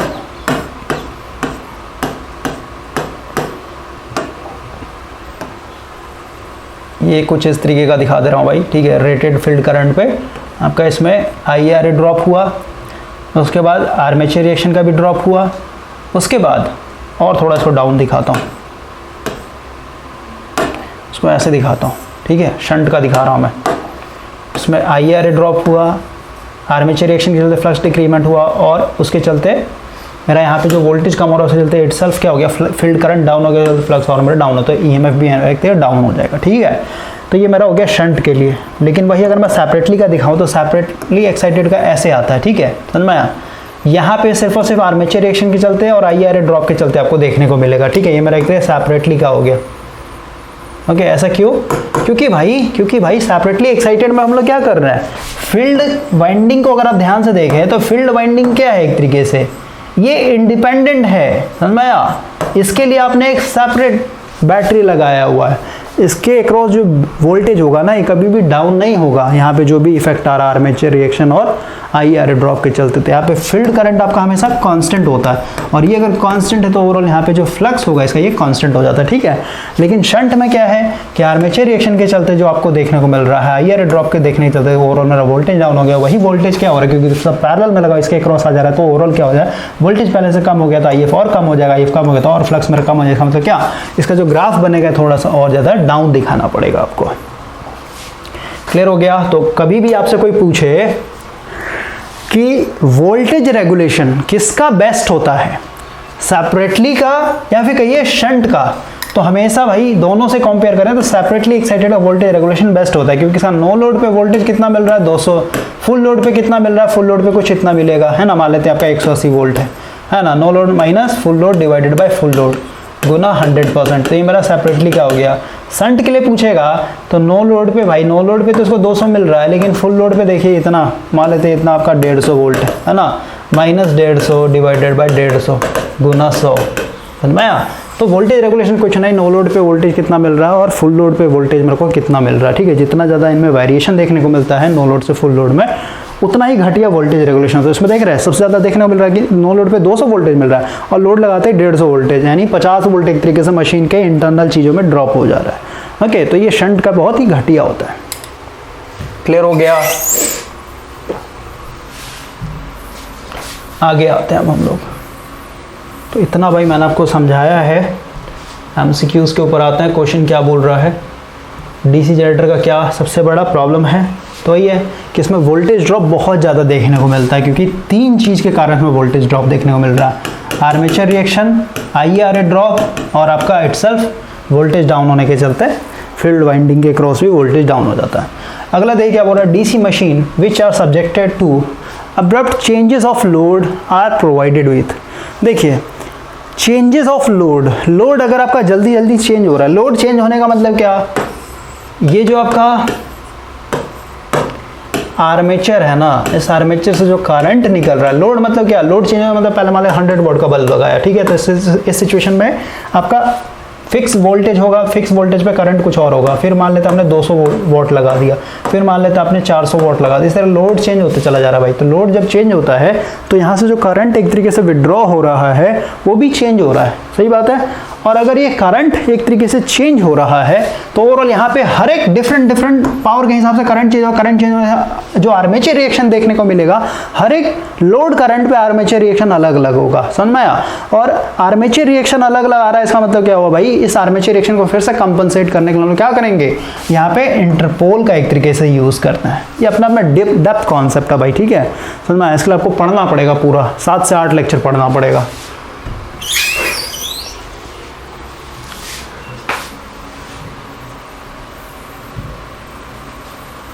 तो इस चीज़ को समझिए आप, ठीक है, या फिर इसको आपको फिर रटना पड़ेगा अगर अपना कॉन्सेप्ट गेन नहीं किया। तो इंटरपोल क्या होता है, इंटरपोल कुछ नहीं आपका, ये जो अपने मेन दिखाया ना, हमारे 4 पोल का अगर मैं मशीन बनाऊँ यहाँ पे, ये हमारा नॉर्थ साउथ, तो इनके बीच में यहाँ पे छोटा छोटा हम लोग पोल बनाते हैं, ठीक है, समझ में आया। और इनका जो नंबर ऑफ टर्न्स होता है ये हमेशा आर्मेचर से क्या होता है, आर्मेचर वाइंडिंग में सीरीज में लगाया जाता है। और यहाँ पे जो भी फ्लक्स बनेगा, ठीक है, जनरेटर के लिए अलग होगा, जैसे यहाँ पे नॉर्थ होगा या साउथ होगा, ये सब अलग अलग होता है, जनरेटर के लिए अलग होगा, ठीक है, मोटर के लिए अलग होगा। ऐसा नहीं है कि जैसे यहाँ पे नॉर्थ दिखा दिया, यहाँ पे साउथ दिखा देंगे, नॉर्थ दिखा देंगे साउथ, ऐसा नहीं होता है, ठीक है, सबका कॉन्सेप्ट होता है। एक्चुअली में इंटरपोल का क्या काम होता है थोड़ा सा अगर मैं बताऊँ, यहाँ पे देखिए समझाता हूँ। अभी आपने देखा कि अगर मैं नो लोड की बात करूं, यानी सिर्फ नॉर्थ पोल और साउथ पोल दिखा रहा हूं, आर्मेचर यहाँ पे है, आर्मेचर के कंडक्टर में कोई भी करंट नहीं है, तो ओवरऑल अभी जो मेरा फील्ड वाइंडिंग है भाई, फील्ड वाइंडिंग इस डायरेक्शन में जा रहा है, तो ये मेरा MNA होगा अभी यहाँ पे, मैग्नेटिक न्यूट्रल एक्सिस, ठीक है। लेकिन जैसे ही आप लोड डालेंगे तो लोड डालते ही क्या है कि इस साइड दिखा देते हैं क्रॉस, इस साइड दिखा देते हैं डॉट, ओके। और क्रॉस और डॉट कैसे दिया जाता है, मान लेते हैं मैं इस डायरेक्शन को, देखिए जनरेटर का अगर मैं बताऊं, जनरेटर में 2 चीज़ पता होता है, फील्ड वाइंडिंग का डायरेक्शन और रोटेशन ऑफ डायरेक्शन, क्योंकि हम लोग हैंडल से मारते हैं ना, ठीक है, हैंडल लगा घुमा रहा है तो डायरेक्शन हम लोग को पता है। तो अभी देखिए इधर क्रॉस होगा, इधर डॉट होगा, तो कैसे हम लोग तो राइट हैंड रूल यूज़ करेंगे। फील्ड वाइंडिंग मेरा ऐसे है, ठीक है, इसमें करंट मतलब रोटेशन देखिए, रोटेशन इस डायरेक्शन में, इधर ऊपर तरफ फोर्स लग रहा हो, इधर नीचे तरफ फोर्स लगा उस कंडक्टर के ऊपर, है ना। तो देखिए अगर मैं ऐसे दिखाऊं, ठीक है, इस साइड के लिए देखिए, इस साइड वाले कंडक्टर में, तो इधर मेरा अंदर तरफ जा रहा था, अभी तो फोर्स ऊपर लगेगा। इसका मतलब क्या हुआ कि इधर आपको क्रॉस दिखाना पड़ेगा, इस वाले वाइंडिंग में क्रॉस होगा, ओके, और इधर वाले में डॉट होगा, ओके। तो जैसे ही इसमें करंट आ गया तो ओवरऑल यहाँ पे अगर हम लोग देखें इस तरीके से, है ना, यानी ऐसे इस कंडक्टर के चलते, और इसमें ऐसे यानी इसके चलते ऐसे, यानी आर्मेचर का जो फ्लक्स बनेगा ये ऊपर की तरफ बनेगा भाई, ठीक है। यानी ये हो गया मेरा मेन फ्लक्स फील्ड वाइंडिंग के चलते, और आर्मेचर के चलते जो फ्लक्स बन रहा है फाई ये ऐसे जा रहा है। तो दोनों का अगर आप रिजल्टेंट देखेंगे तो मेरा फ्लक्स कुछ इस तरीके से टिल्ट हो जाएगा। ये मेरा ओवरऑल फ्लक्स बचा, ठीक है, मेन फ्लक्स। तो ओवरऑल देखिए आपका जो फ्लक्स है भाई ये टिल्ट हो गया, यानी अगर मैं दिखाऊँ यहाँ पे, ये नॉर्थ हो गया, साउथ हो गया, कंडक्टर हो गया, इधर मेरा डॉट हो गया इस तरीके से, और इधर मेरा क्रॉस हो गया, और जो मेरा ओवरऑल फ्लक्स है ये ओवरऑल फ्लक्स ऐसे टिल्ट होके, मतलब ऐसे समझिए टिल्ट हो गया ऐसे, ठीक है, ऐसे जा रहा है, टिल्ट हो गया। तो ओवरऑल फ्लक्स टिल्ट हो गया, इसका मतलब क्या, एमएनए हमेशा इसके ऊपर परपेंडिकुलर होता है। तो एमएनए मेरा ऐसा शिफ्ट हो गया, पहले एमएनए मेरा कहाँ पे था, यहाँ पे था, ये था मेरा एमएनए, लेकिन लोड लगाने के चलते आर्मेचर रिएक्शन के चलते क्या हो गया, मेरा एमएनए शिफ्ट हो गया, एमएनए, ठीक है, इसको हम लोग क्रॉस मैग्नेटाइजेशन। तो एमएनए मेरा यहाँ पे आ गया, तो आपको ब्रश को भी क्या करना पड़ता है, एमएनए के हिसाब से शिफ्ट करना पड़ता है भाई, ठीक है। अब देखिए, अब समझिए यहाँ पे ब्रश जो होता है पहले मेरा यहाँ पे रखा होता है, ठीक है, ब्रश यहाँ पे रखा हुआ, इसका मतलब क्या हुआ, एक्चुअल में यहाँ पे ब्रश होता है, लेकिन जब ये कम्यूटेटर सेगमेंट को शॉर्ट करता है तो कॉइल कौन सा शॉर्ट करेगा, यहाँ पे जो कॉइल होता है, मैंने पे जो कॉइल होता है वो वाला एक तरीके शॉर्ट होता है। क्लियर हुआ, ये सब ऑलरेडी से 2-3 लेक्चर दिया था कॉन्सेप्चुअल, उसमें बताया हुआ होगा। ओके, ब्रश मेरा हमेशा डी एक्सिस पे होता है, और यहाँ पे अगर कम्यूटेटर सेगमेंट 2 कम्यूटेटर शॉर्ट हो रहा है, समझते क्या, कौन सा कॉइल शॉर्ट होगा, यहाँ वाला है, मैंने पे जो कॉइल आया हुआ पहुंचा हुआ है वो वाला एक तरीके शॉर्ट होता है। ओके, तो ओवरऑल अब देखिए एमएनए मेरा यहाँ पहुंच गया है ना, एमएनए मेरा यहाँ पहुंच गया, इसका मतलब क्या हुआ कि अब अगर आपने ब्रश के पोजीशन को चेंज नहीं किया तो यहाँ पे जब ये शॉर्ट करेगा ना, जब ये शॉर्ट करेगा 2 कम्यूटेटर सेगमेंट को, तो ओवरऑल यहाँ पे जो कॉइल है दोनों शॉर्ट हो जाएगा। लेकिन यहाँ पे आप देख रहे हैं फ्लक्स मेरा जीरो नहीं है, क्योंकि एमएनए मेरा यहाँ पे है, एमएनए जहाँ होता है वहाँ पे फ्लक्स जीरो होता है, समझ में। तो यहाँ पे शॉर्ट हो चुका है, और यहाँ पे क्योंकि कुछ ना कुछ फ्लक्स होगा, क्योंकि ये पूरा यहाँ से लेके यहाँ तक अब साउथ रीजन है, समझ में, ये साउथ रीजन है। तो यहाँ पे जो कॉइल रखा हुआ है ये शॉर्टेड कंडीशन में है, और यहाँ पे फ्लक्स मेरा जीरो नहीं है, कुछ ना कुछ फ्लक्स है। तो ओवरऑल क्या होगा, इसमें ईएमएफ इंड्यूस्ड होगा, ईएमएफ इंड्यूस्ड होने के चलते क्योंकि शॉर्ट सर्किट मतलब शॉर्टेड है कॉइल, तो बहुत हैवी करंट फ्लो होगा, और हैवी करंट फ्लो होने के चलते यहाँ पे क्या होता है, आग लगता है, ठीक है, यानी ये जो कम्यूटेटर सेगमेंट यहाँ पे एक तरीके से आग लगेगा, चिंगारी लगेगा, स्पार्किंग होता है। क्लियर हुआ। तो ओवरऑल हम लोग क्या करना पड़ता है, अगर एमएनए शिफ्ट हुआ तो ब्रश को भी एक तरीके से शिफ्ट करना पड़ता है, अगर ये एक थीटा डिग्री शिफ्ट हुआ तो थीटा डिग्री ब्रश को भी शिफ्ट करना पड़ेगा, तब जाकर के एक तरीके से क्या होगा यहाँ पे। लेकिन यहाँ पे अगेन दिक्कत है, ब्रश को भी शिफ्ट कीजिएगा ना, तो ब्रश को अगर आप शिफ्ट करते हैं तो ओवरऑल देखिए मेरा एमएनए यहाँ पे आ गया। तो एमएनए आने के चलते अब क्या होगा, ये देखिए इधर वाला जो कॉइल होगा ना, इधर वाला सब कॉइल जो होगा, इनमें सब में डॉट रहेगा और इसमें सब में क्रॉस रहेगा इधर वाले में, ठीक है। तो ओवरऑल देखिए मेरा जो फ्लक्स होगा ना, इसके चलते ऐसे, यानी ये हो गया मेरा main flux north pole south pole के चलते। अब ये क्योंकि मेरा एमएनए है, इसका मतलब इधर सब क्रॉस होगा, इधर मेरा सब डॉट, मतलब इधर डॉट होगा, डॉट डॉट डॉट, इधर मेरा क्रॉस, मतलब ये वाला लेके चलिए ना। तो ओवरऑल मेरा फ्लक्स जो है, इसके चलते जो फ्लक्स होगा भाई, डॉटेड डॉटेड डॉटेड कैसे जाएगा बताइए, इधर, और इसके चलते कैसे, इधर, यानी ओवरऑल मेरा फ्लक्स ऐसे चला जाएगा, ऐसे, ठीक है, मेरा हो गया आर्मेचर फ्लक्स। तो ओवरऑल ये क्योंकि अपने आप में वेक्टर क्वांटिटी होता है, तो इसका 2 कंपोनेंट तोड़ सकते हैं, एक ये फाई है, ठीक है, और एक इसके जस्ट इस तरीके से इधर। तो देखिए, तो मतलब ये एक तो एक्स कॉम्पोनेंट एक वाई कॉम्पोनेंट टूटता है ना। तो ओवरऑल देखिए ये मेरा मेन फ्लक्स था, नॉर्थ पोल साउथ पोल चलते हैं, और ये इसका एक तरीके से नीचे आ गया, तो समझो डीमैग्नेटाइजेशन कॉम्पोनेंट, ये मेन फ्लक्स को क्या कर रहा है, ओवरऑल डिक्रीज कर रहा है। तो इसमें डीमैग्नेटाइजेशन एक तरीके से लेकर आ रहा है इफेक्ट, और ये एक तरीके से क्रॉस मैग्नेटाइजेशन इफेक्ट लेकर के आता है, ठीक है। तो ओवरऑल वही बता रहा हूँ कि बहुत बड़ा कॉन्सेप्ट है भाई। ओके, अब यहाँ पे ये देख रहे हैं कि अगर आप एमएनए शिफ्ट नहीं करना चाहते हैं, ठीक है, मतलब एमएनए शिफ्ट होने के चलते आप ब्रश को शिफ्ट नहीं करना चाहते, क्योंकि ब्रश शिफ्ट करने से आपको प्रॉब्लम देखने को मिल रहा है, मेरा फ्लक्स जो है ओवरऑल आर्मेचर का ऐसे आ जा रहा है, तो उसके चलते आपको डीमैग्नेटाइजेशन इफेक्ट देखने को मिल रहा है। तो अब डीमैग्नेटाइजेशन इफेक्ट मतलब आप नहीं चाहते हैं कि मेरा ऐसे फ्लक्स हो, तो ओवरऑल क्या करना पड़ेगा यहाँ पे, क्योंकि ये जैसे ही शॉर्ट करेगा डी एक्सिस पे रखा हुआ ब्रश 2 कम्यूटेटर सेगमेंट को, तो इसके अंदर मेरा किसी तरीके से, क्योंकि यहाँ पे फ्लक्स है, फ्लक्स जीरो नहीं है क्योंकि मेरा एमएनए अब यहाँ पे एक्चुअल में, तो मैं चाहता हूँ किसी तरीके से यहाँ पे फ्लक्स होते हुए भी किसी तरीके से इसके अंदर जो ईएमएफ इंड्यूस्ड हो रहा है वो जीरो हो जाए। तो कैसे होगा, तो हम लोग यहाँ पे एक इंटरपोल लगाते हैं, ठीक है, इंटरपोल होता है इस तरीके से वाइंडिंग करेंगे इस पोल के ऊपर कि यहाँ पे जो भी फ्लक्स होगा, ठीक है, यहाँ पे जो भी फ्लक्स होगा उसका जस्ट अपोजिट में यहाँ पे सेम मैग्नीट्यूड फ्लक्स हो जाए, तो ये दोनों फ्लक्स एक दूसरे से कैंसिल आउट कर देता है। तो ओवरऑल क्या हो गया, यहाँ पे हम नेट फ्लक्स जीरो हो गया, नेट फ्लक्स जीरो से मतलब क्या कम्यूटेटर से शॉर्ट भी हो जाएगा, फिर भी इसके अंदर क्या होगा, ईएमएफ नहीं होगा, ईएमएफ जीरो, इसका मतलब क्या, इसके अंदर जो करंट होगा शॉर्ट होने के बाद भी जीरो हो जाएगा। क्लियर हुआ। तो ये इंटरपोल का काम होता है भाई। ओके तो वही बोल रहा हूँ कि यहाँ पे फ्लक्स इस तरीके से चूज करना है कि इसका अपोजिट यहाँ पे फ्लक्स बने इस वाले पोल के चलते। ओके तो नॉर्थ पोल साउथ पोल ये सब जो इंटरपोल का होता है वो अपने हिसाब से नहीं लगाते, कॉन्सेप्ट है सब आपका। तो आपका यहाँ पे इंटरपोल यूज़ किया जाता है, ठीक है, क्योंकि बार बार लोड चेंज कर रहे हैं, करंट चेंज हो रहा है, करंट चेंज होने के चलते आपका एमएनए चेंज हो रहा है, एमएनए चेंज होने के चलते आपका अगेन भाई ब्रश शिफ्ट करना पड़ा। लेकिन आप ब्रश शिफ्ट करना नहीं चाहते हैं तो आप क्या करेंगे, यहाँ पे इंटरपोल लगा करके जो आपका कॉइल है जो एमएनए पे पहुंचा नहीं है, जो एमएनए है वो शिफ्ट हो गया, पुराने वाला एमएनए पे है, लेकिन पुराने वाला एमएनए पे क्या है, एक तरीके से कुछ ना कुछ फ्लक्स बना हुआ ऑलरेडी पहले से, तो उस फ्लक्स को एक तरीके से क्या करता है वो जीरो कर देता है इंटरपोल लगा करके। नेक्स्ट क्वेश्चन देखिए क्या बोल रहा है, figure show the external characteristic. External characteristic क्या होता है भाई, एक्सटर्नल कैरेक्टरिस्टिक मतलब क्या, सीधे सीधे आपका हो जाएगा IA मीन्स आर्मेचर करंट और टर्मिनल वोल्टेज के बीच में, ठीक है समझ में।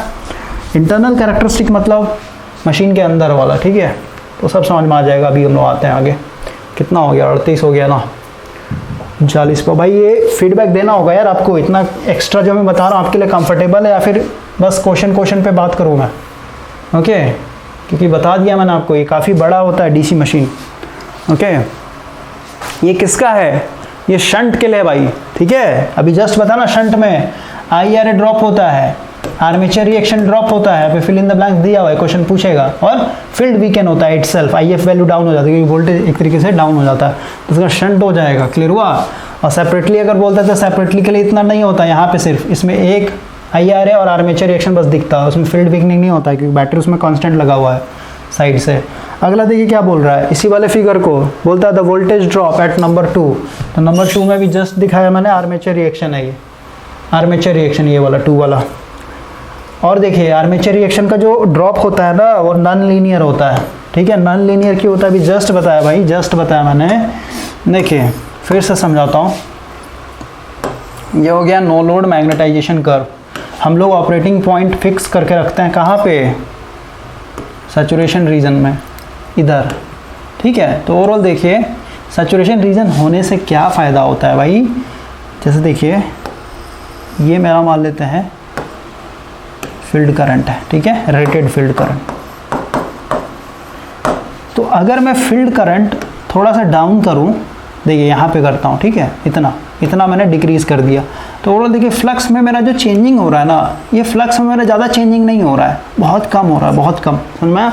लेकिन वही अगर आप लीनियर वाले रीजन में देखिए, लीनियर वाले रीजन में मान लेते मेरा फील्ड करंट ये है IF, तो अगर इसमें थोड़ा सा भी चेंजिंग करूँ तो सेम मैग्नीट्यूड अगर मैं यहाँ पे चेंजिंग करूँ, देख रहे हैं वोल्टेज में कितना एक तरीके से डिक्रीमेंट देखने को मिलता है, मैं सब पैरेलल जाएगा। तो वोल्टेज में देख रहे हैं मेरा इतना था, इतने IF पे थोड़ा सा मैंने करंट को डिक्रीज़ किया, देख रहे हैं इतना ज़्यादा चेंजिंग देखने को मिलता है। क्लियर हुआ। तो सैचुरेशन रीजन में जो फ्लक्स का डिक्रीमेंट होता है भाई, ये एक तरीके से लीनियर नहीं जाता है। लीनियर कहने का मतलब क्या है, स्ट्रेट लाइन, कि थोड़ा जितना फ्लक्स में चेंज, जितना करंट में चेंजिंग कर रहा है उतना आपको फ्लक्स में चेंजिंग देखने को मिलेगा, नहीं, ऐसा नहीं होता। Linear, sorry non linear, non linear कहने मतलब क्या, ये कुछ ऐसे जाएगा, मैं ये मेरा नो लोड पे वोल्टेज था, आर्मेचर रिएक्शन चलता ऐसे जाएगा, ठीक है, समझ में आया। कॉन्सेप्ट है भाई, कॉन्सेप्ट है, ठीक है, पढ़ना पड़ेगा आपको डिटेल में।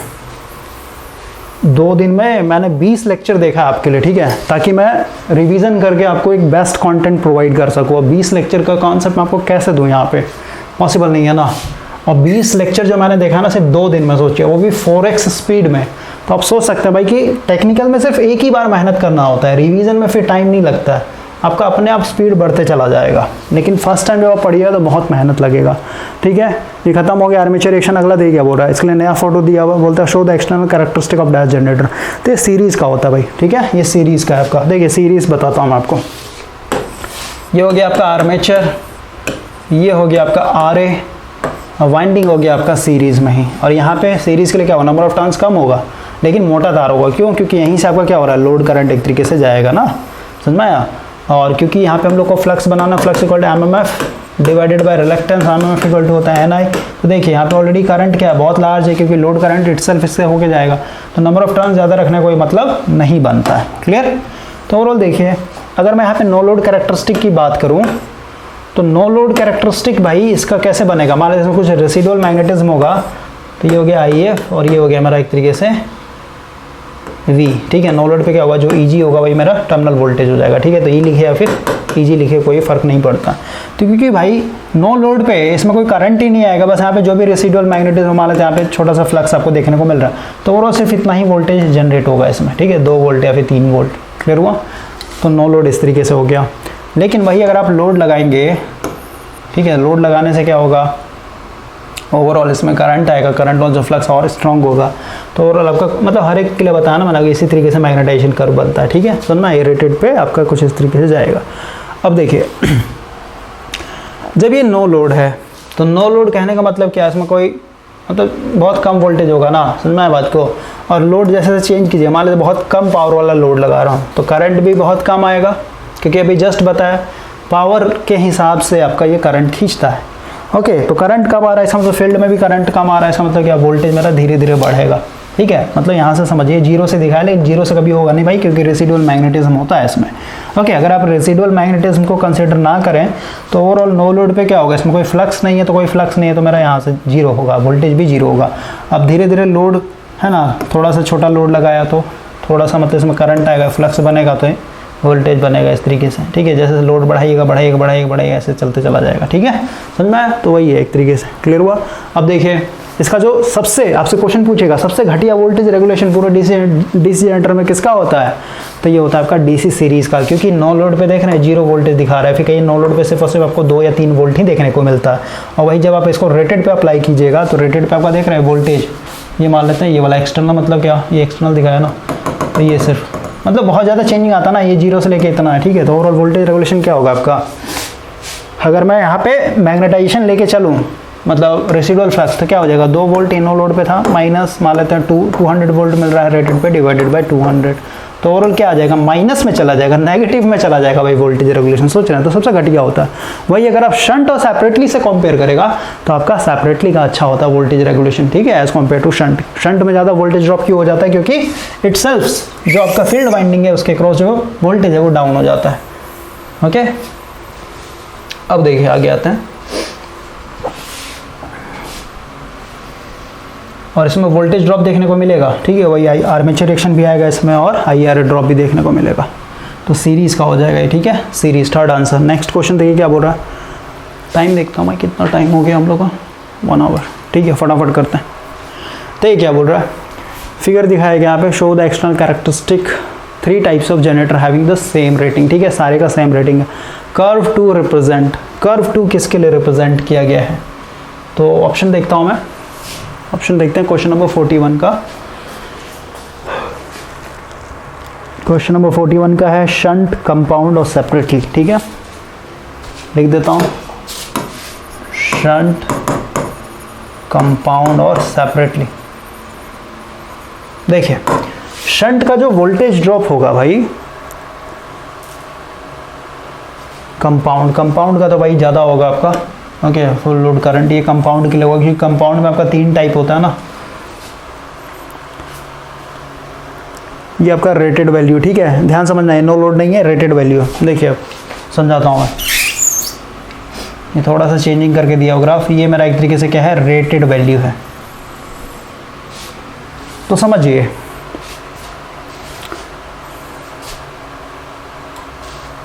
और ये हमारा फुल लोड करंट,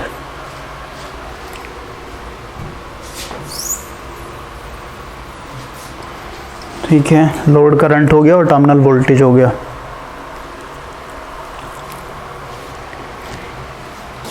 देखिए भाई, अगर हम लोग नो लोड की बात करें, नो लोड कहने का मतलब क्या, लोड करंट मेरा जीरो होगा। देखिए किसी भी मशीन को ले लिया, शंट की अगर बात करूं मैं, या फिर सेपरेटली की ही बात करूं, इधर दिखा देते हैं, सेपरेटली मैं दिखा रहा हूं यहाँ पे। तो ओवरऑल नो लोड कहने का मतलब क्या हुआ कि इधर से जो करंट आ रहा है वो मेरा जीरो होगा, ठीक है, ये मैंने जीरो दिखा दिया, कोई दिक्कत, इसको मैं जीरो मान ले रहा हूँ। IL जो है मेरा जीरो है, तो जब मेरा जीरो था, यानी सिर्फ और सिर्फ मैंने क्या दिया है, मतलब नो लोड कहने का मतलब क्या भाई, मैग्नेटाइजेशन कर्व, ये वाला समझिए आप इस तरीके का, समझ में आया। तो ओवरऑल जब मेरा नो लोड सिचुएशन था, तो मेरे को यहाँ पे वोल्टेज एक ये मिल रहा है, एक वोल्टेज मेरे को ये मिल रहा है, और एक वोल्टेज मेरे को ये मिल रहा है। क्लियर हुआ, समझ में आया, ये सब नो लोड वोल्टेज है। क्लियर हुआ, क्योंकि मैंने यहाँ पे लोड करंट को 0 लिया हुआ है, कोई दिक्कत नहीं। अब देखिए सेपरेटली का ये बात करता हूँ, जैसे ही मैंने लोड लगाया तो लोड लगाते ही लोड करंट आ जाएगा इस तरीके से, है ना। हर एक लोड पे अलग अलग वैल्यू देखने को मिल रहा है वोल्टेज का। तो मैंने ले लिया यहाँ पे लोड, मैंने एक तरीके से रेटेड लोड लगाया, फिर ये फुल लोड लगा दिया, ठीक है। तो फुल लोड लगाते ही आपका यहाँ पे ये वाला वैल्यू शो कर रहा है वोल्टेज का, ठीक है, यानी ये है एक तरीके से मेरा रेटेड वोल्टेज। क्लियर हुआ। अब समझिए भाई, समझिए मेरी बात को। जैसे ही हम लोगों ने लोड लगाया तो इसमें आपको देखने को मिल रहा है armature reaction drop, IARA drop, ठीक है, समझ में आ गया। वही अगर शंट मशीन होता तो शंट मशीन में क्या हो जाता, IARA मतलब armature reaction drop, IARA drop और इटसेल्फ, इनके चलते जब वोल्टेज डाउन हुआ उसके चलते और आपका क्या हो जाता, IF मेरा डाउन हो जाता, ठीक है। 3 चीज देखने को मिलता, ठीक है। अब देखिए पहले इसी में समझिए, अगर मैं यहाँ पे फर्स्ट वाले कर्व की बात करूं तो फर्स्ट वाले कर्व में देखिए भाई नो लोड पे आपका ये वोल्टेज था, ठीक है। तो ड्रॉप ओवरऑल कितना देखने को मिल रहा है, सबसे ज्यादा ड्रॉप किस में देखने को मिल रहा है, इसमें देखने को मिल रहा है कि नहीं मिल रहा, बोलिए, समझ में आ रहा है। उसके बाद सबसे कम ड्रॉप किस में देखने को मिल रहा है, ये मेरा एक तरीके से नो लोड वोल्टेज था, इसमें सिर्फ इतना ही का ड्रॉप देखने को मिल रहा है। क्लियर हुआ। और वही अगर मैं थर्ड की बात करूँ तो नो लोड इतना था, लेकिन जैसे ही लोड लगाया वैसे वैसे मेरा क्या हो रहा है, ये वोल्टेज बढ़ते चला जा रहा है, वोल्टेज बढ़ते चला जा रहा है, समझ में आया। तो ओवरऑल देखिए इसमें क्या बोल रहा है, कर्व टू किसके लिए रिप्रेजेंट कर रहा है, तो कर्व टू भाई अगर मैं ऑप्शन के हिसाब से चलूँ इसका देता है सेकंड, ठीक है, सेकंड यानी सेपरेटली का, और सेपरेटली का होना भी चाहिए। देखिए अभी जस्ट मैंने आपको बताया कि शंट में फर्स्ट कर्व किसके लिए हो गया, ये शंट के लिए हो गया, ठीक है, शंट के लिए। और ये जो सेकंड हुआ ये सेपरेटली के हुआ, सेपरेटली क्यों हुआ, क्योंकि भाई इसमें ड्रॉप सिर्फ 2 ही चीज के चलते आएगा, आर्मेचर रिएक्शन और IARA ड्रॉप के चलते, ठीक है। तो सिर्फ इतना ही कमी हो रहा है, ठीक है, इतना धीरे धीरे कम हो रहा है। क्लियर हुआ। लेकिन वही शंट की बात करें तो इसमें आपका एक एक्स्ट्रा ड्रॉप आ रहा है, ठीक है, IF भी डाउन हो जाता है, उसके चलते आपको मतलब समझिए ना, नो लोड से लेके फुल लोड के बीच में आपका जो वेरिएशन होगा, देख रहे हैं नो लोड पे इतना वोल्ट है, मान लेते हैं 300 वोल्ट है, ठीक है, समझ में, रेटेड वोल्ट सबके लिए कांस्टेंट मान लेते 200 है। तो देखिए सेपरेटली सॉरी शंट के लिए ये नो लोड वोल्टेज 300 था और फुल लोड वोल्टेज कितना है 200, और सेपरेटली के लिए देखें तो ये नो लोड मान लेते हैं आपका ये 250 है ना। तो 250 से रेटेड वोल्टेज पे जाने लोड लगाते कितना, सिर्फ 50 वोल्ट का ही ड्रॉप हुआ ना, समझ में आया, समझा दिया मैंने आपको। कंपाउंड आपका ये क्या है, एक तरीके से ये मान लेते कंपाउंड में क्या होगा भाई, देखिए कंपाउंड कैसे काम करता है समझाता हूँ मैं आपको। ये इसका नो लोड वोल्टेज इतना कम क्यों है, तो देखिए कंपाउंड में भी कम्युलेटिव बता रहा हूँ। कम्युलेटिव मतलब क्या है, इसमें जो सीरीज फ्लक्स होता है ना और जो शंट होता है दोनों ऐड हो जाएगा। तो समझिए पहले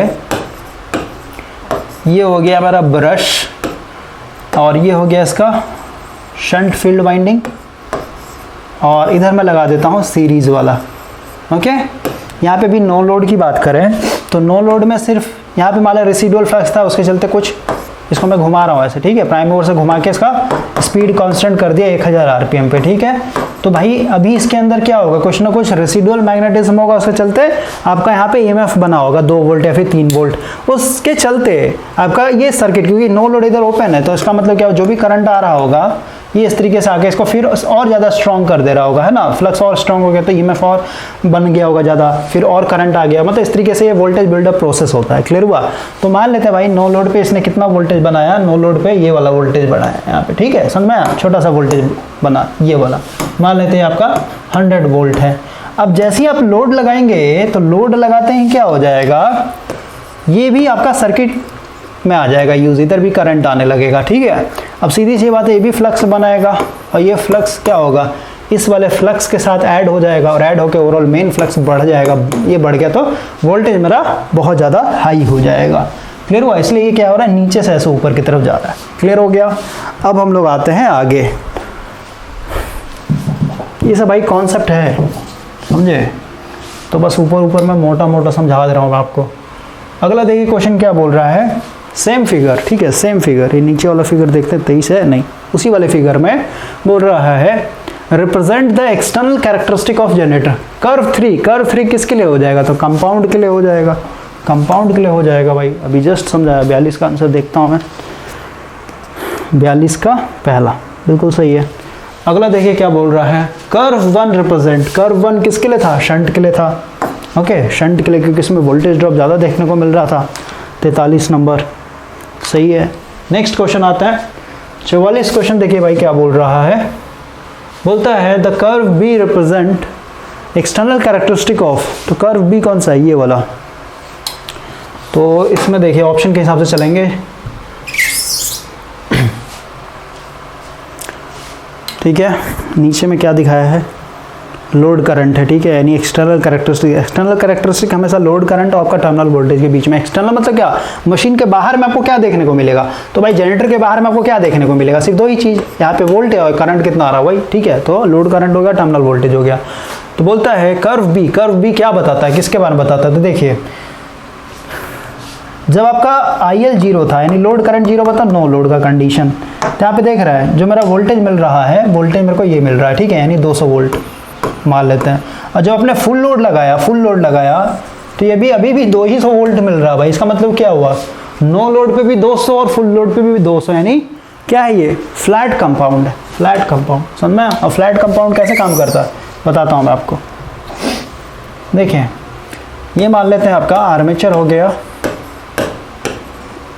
इधर आप दिखा देते हैं शंट का वाइंडिंग, और इधर दिखा देता हूँ मैं सीरीज़ का वाइंडिंग।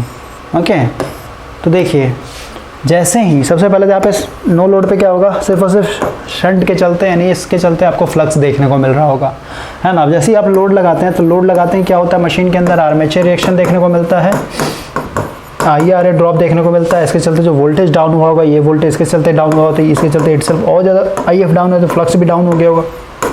तो ओवरऑल क्योंकि अब ये इधर लोड है, जिसमें करंट आ गया, करंट आने यहाँ पे फ्लक्स बनेगा सीरीज़ के चलते, तो ये फ्लक्स इतना बनेगा, इतना ज़्यादा बन जाएगा, इतना स्ट्रॉन्ग बनेगा कि इसके चलते जो आपका ड्रॉप हुआ है, इसके चलते जो आपका ड्रॉप हुआ है और इसके चलते जो ड्रॉप हुआ है, सबके चलते क्या कर देगा, ये सबको कैंसिल आउट करने के बाद भी कुछ एक्स्ट्रा फ्लक्स बना के रखेगा, ताकि क्या कर सके, नो लोड पे जो वोल्टेज मिल रहा था वही मेरे को फुल लोड पे भी मिले। तो कर्व बी किसके लिए बता रहा है, फ्लैट के लिए बता रहा है, ठीक है, समझ में आ गया।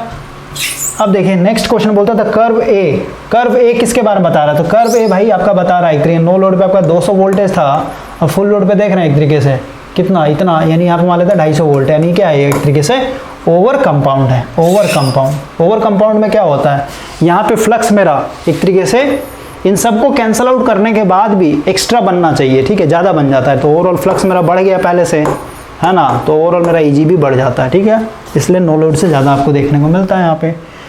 ओके, तो ये हो जाएगा ओवर कंपाउंड। तो इसका फोर्थ हो गया, आंसर देखते चले जाते हैं, सही है नहीं, 45 का फोर्थ है, सही है, 44 का थर्ड से, 44 का भाई थर्ड से ये फ्लैट। ओके, अब आता है 46 पे, the terminal voltage of a generator varies widely with change in the load.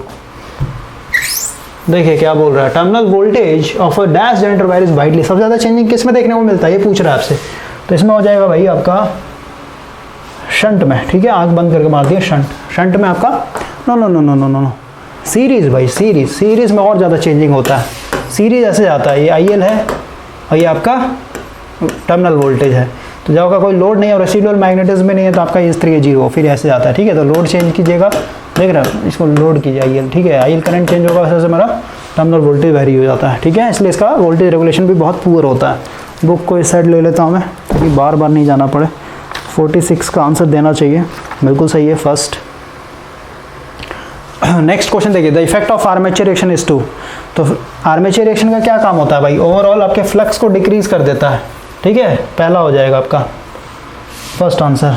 Next question देखिए क्या बोल रहा है, इन a DC generator the armature reaction. अब देखिए इसमें क्या होता है भाई, आर्मेचर रिएक्शन में क्या होता है इसमें, क्योंकि भाई ये देखिए यहाँ पे बनाता हूँ, नॉर्थ हो गया, साउथ हो गया, ये आर्मेचर दिखा दिया मैंने, ये मैग्नेटिक न्यूट्रल एक्सिस हो गया, ये आपका नो लोड पे मैग्नेटिक न्यूट्रल एक्सिस दिखाया मैंने आपको वहाँ पे, ठीक है। इसका रोटेशन मैंने इस तरीके से दिखा दिया, तो ऑटोमेटिक क्या हो जाएगा, राइट हैंड रूल यूज़ करेंगे, मैग्नेटिक फील्ड फोर्स ऊपर की तरफ, क्योंकि इधर तरफ ऊपर लगे इधर डाउन, तभी तो एक तरीके से घूमेगा एंटी क्लॉकवाइज, तो करंट अंदर तरफ जाएगा, यानी इसमें क्रॉस, ठीक है, इसमें डॉट। तो ओवरऑल देखिए फ्लक्स जो होगा मेरा, इसके चलते फ्लक्स कैसे बनेगा, इसमें करंट आया तो ओवरऑल क्या होगा, इस तरीके से ऐसे, ठीक है, इसमें ऐसे, यानी फ्लक्स मेरा ऊपर तरफ जा रहा है। तो मेन फ्लक्स मेरा ऐसे हो गया, अगर मैं दिखाऊँ यहाँ पे कलर चेंज करके और थोड़ा सा मोटा ले लेता हूँ, देखिए मेन फ्लक्स मेरा ऐसे हो गया, मैग्नेटिक मतलब आर्मेचर के चलते फ्लक्स मेरा ऐसे हो गया, ठीक है। तो ओवरऑल इनके चलते क्या होगा, फ्लक्स मेरा ऐसे टिल्ट हो जाएगा, ये हो गया मेरा ओरिजिनल फ्लक्स, ओके, ठीक है। फ्लक्स मेरा टिल्ट हो गया, और फ्लक्स टिल्ट हो गया तो एम मेरा ऐसे टिल्ट हो जाएगा, ये एम आ जाएगा, इस पर परपेंडिकुलर होता है एम। अब देखिए यहाँ पे होगा क्या, फिर से इसको मिटाता हूँ और फिर से मैं बनाता हूँ, इतना समझ में आया।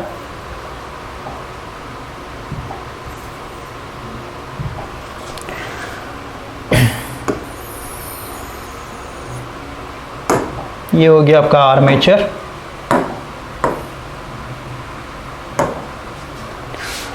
तो ओवरऑल मेरा जो फ्लक्स था भाई, उसको और थोड़ा बड़ा बनाना पड़ेगा,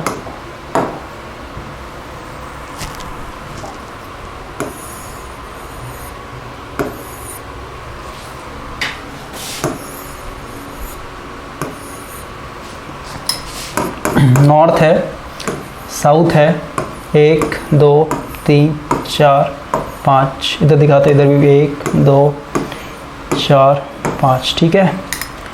इसमें हो जाएगा हमारा क्रॉस, इधर हो जाएगा आपका डॉट।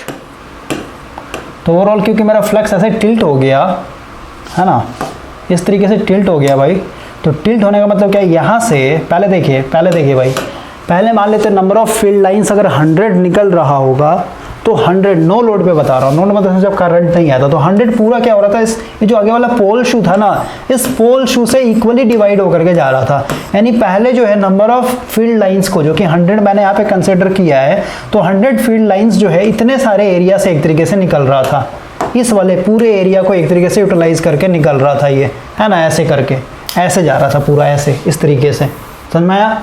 लेकिन अब क्या हुआ भाई, अब आपका क्योंकि फ्लक्स आपका टिल्ट हो गया, इसका मतलब क्या हुआ, ये फ्लक्स यहाँ से ऐसे जाएगा, जो 100 लाइंस होंगे ये ऐसे जाएंगे, मतलब छोटे से पोर्शन से अब इतना सारा मैग्नेटिक फील्ड लाइंस को निकलना है, समझ में आया। तो ओवरऑल यहाँ पे सैचुरेशन हिट करता है, ठीक है। जब आप पीएस भीमराव में भाई पढ़ेंगे ना, तो आपका जो फ्लक्स का, यानी जब नो लोड पे होता है तो नो लोड के केस में आपका जो मेन फील्ड होता है ना, ऐसे बनता है एक तरीके से, ठीक है, ऐसे बना हुआ रहता है, क्लियर हुआ। लेकिन जैसे आप आर्मेचर रिएक्शन देखेंगे तो आपका जो फ्लक्स है ना, इधर मेरा डाउन हो जाता है, ठीक है, ऐसे, और इधर मेरा एक तरीके सैचुरेट हो जाता है, देख रहे हैं ये बढ़ गया लेकिन सैचुरेट हो जाता है एक तरीके से इधर, ओके। तो ये सब कॉन्सेप्चुअल वाले लेक्चर में बताया गया भाई, यहाँ पे मैं बता नहीं पाऊंगा आपको, ओके। तो ओवरऑल देखिए, अब सेम 100 लाइंस को यहाँ से निकालना, तो सीधी सी होते वाला रीजन क्या हो जाता है, सैचुरेट हो जाता है, ठीक है।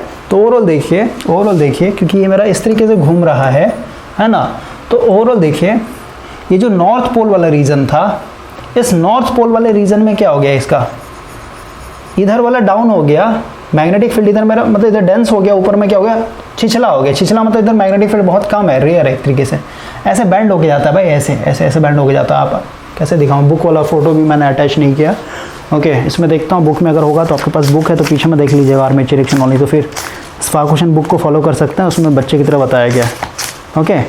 कोई नहीं दिया हुआ। तो ओवरऑल देखिए मेरा इस तरीके से घूम रहा है, तो जिस डायरेक्शन में घूम रहा है, ठीक है, जिस डायरेक्शन में घूम रहा है, तो अभी ये सबसे पहले किधर की तरफ आएगा, मान लेते हैं यहाँ पे आप बैठे हुए हैं, ठीक है, यहाँ पे बैठा हुआ है, समझ आया, मैंने को आप ले लीजिए एक्सिस, ठीक है, यहाँ पे बैठे हुए हैं, तो आप जिस डायरेक्शन में घूम रहे हैं, ये क्या है, ये ट्रेलिंग पोल टिप बोलते हैं भाई, ठीक है, इसको बोलते हैं, सॉरी लीडिंग पोल टिप बोलेंगे क्योंकि आपको अभी मिलने वाला है, ठीक है, इसको बोलते हैं लीडिंग पोल टिप, और जो आपके पीछे है उसको बोलते हैं ट्रेलिंग पोल टिप, ओके। तो ओवरऑल देखिए, पहले समझिए भाई, इधर मेरा क्या हो गया, ये काफ़ी ज़्यादा डेंस हो गया, यानी इधर फ्लक्स मेरा बढ़ चुका है और इधर मेरा फ्लक्स घट चुका है, ठीक है। इधर भी देखिए इस साइड में ये वाला मेरा एक तरीके से क्या है, इधर मेरा फ्लक्स बढ़ चुका है, इधर मेरा एक तरीके से फ्लक्स कम हो चुका है, क्लियर हुआ। तो जनरेटर में क्या होता है, डीसी जनरेटर में आर्मेचर रिएक्शन के कारण भाई आपका जो लीडिंग पोल टिप है ना, ये लीडिंग पोल टिप डीमैग्नेटाइज हो जाता है, मतलब क्योंकि इधर की तरफ आ रहे हैं तो यही आपको मिलेगा ना, लीड कर रहा है आपके एकदम सामने है ये, समझ में, तो इधर मेरा डीमैग्नेटाइज है क्योंकि इधर फ्लक्स मेरा कम हो गया है, समझ में आया। और जो ट्रेलिंग पोल टिप होता है, ट्रेलिंग मतलब क्या, इसके पीछे वाला जो रह गया, ठीक है, क्योंकि ये छोड़ करके आ रहा है, इसको छोड़ करके आ रहा है ना, समझ में आया, तो इधर क्या हो गया, एक तरीके से मेरा मैग्नेटाइजेशन हो गया, ठीक है। क्वेश्चन नंबर कौन सा था ये? 48 का आंसर देखते हैं, सेकंड। ठीक है, weaken the flux at leading pole tip होता है, ये शॉर्टकट में लिखा हुआ। ठीक है, यानी यहाँ पे फ्लक्स मेरा वीक हो जाता है। ठीक है, समझ में आया? तो लीडिंग पोल टिप में डीमैग्नेटाइजेशन होता है, यानी वीक हो जाएगा। और जो ट्रेलिंग पोल टिप है, यानी जो पीछे वाला टिप है, इसमें क्या होता है? एक तरीके से मैग्नेटाइजेशन होता है। और मोटर में जस्ट उल्टा हो जाएगा। ठीक है, मोटर जब हम लोग पढ़ेंगे वहाँ पे हम लोग बात करेंगे। 48 हो गया भाई। क्वेश्चन नंबर 49 पे आते हैं। लास्ट पेज है हम लोग का आज का। देखिए क्या बोल रहा है, the armature of a DC machine having 10 poles, ठीक है, is rotating at a speed of 10 revolution per second, the number of hysteresis loop form per second is. देखिए बहुत इजी क्वेश्चन है, कॉन्सेप्चुअल क्वेश्चन है लेकिन इजी है। अगर आपने BH कर्व पढ़ा है भाई, अब BH कर्व मैं सिंगल साइकिल के लिए बना रहा हूँ, ये मान लेते हैं इस तरीके का सिंगल साइकिल है, तो हाफ पॉजिटिव मतलब बढ़ रहा है, ऐसे बढ़ेगा, फिर सैचुरेट हो जाएगा, यहाँ पे मैक्सिमम सैचुरेट है ना, फिर ये क्या हुआ? डाउन हो रहा है, तो ये ऐसे आ जाता है। ठीक है, फिर आपका यहाँ से फिर नीचे है ना, इस तरीके का, फिर ऐसे फिर ऐसे फिर ऐसे ऐसे जाता है। ठीक है, BH कर्व वही आपका। समझिए क्वेश्चन क्या बोल रहा है कि आपके पास डीसी मशीन है, इसमें नंबर ऑफ पोल 10 है। तो सबसे पहले समझिए भाई, अगर मैं यहाँ पे मैकेनिकल डिग्री कैलकुलेट करना चाहूँ या फिर इलेक्ट्रिकल डिग्री कैलकुलेट करना चाहूँ, 10 पोल बनाना है 360, मतलब मान लेते हैं ऐसे, समझिए ये मेरा एक तरीके से स्टेटर हो गया। ओके, और इसमें मेरे को 10 पोल बनाना है, तो ये पूरा सर्कल क्या है? 360 है ना। तो 360 को अगर मैं 10 से भागा दे तो कितना? 36 डिग्री पे 10 पोल बनाना पड़ेगा मेरे को, है ना। तो मैं दिखा देता हूँ यहाँ पे, इस तरीके से अगर मैं बाइसेक्ट करूँ तो क्या हो गया? इधर पूरा 90 को भी बाइसेक्ट करो, 30 डिग्री हो गया, मतलब 45 हो गया। और 45 को भी अगर मैं करूँ, यानी इसको थोड़ा सा और कर लेते हैं, ऐसे ही कर लेते हैं।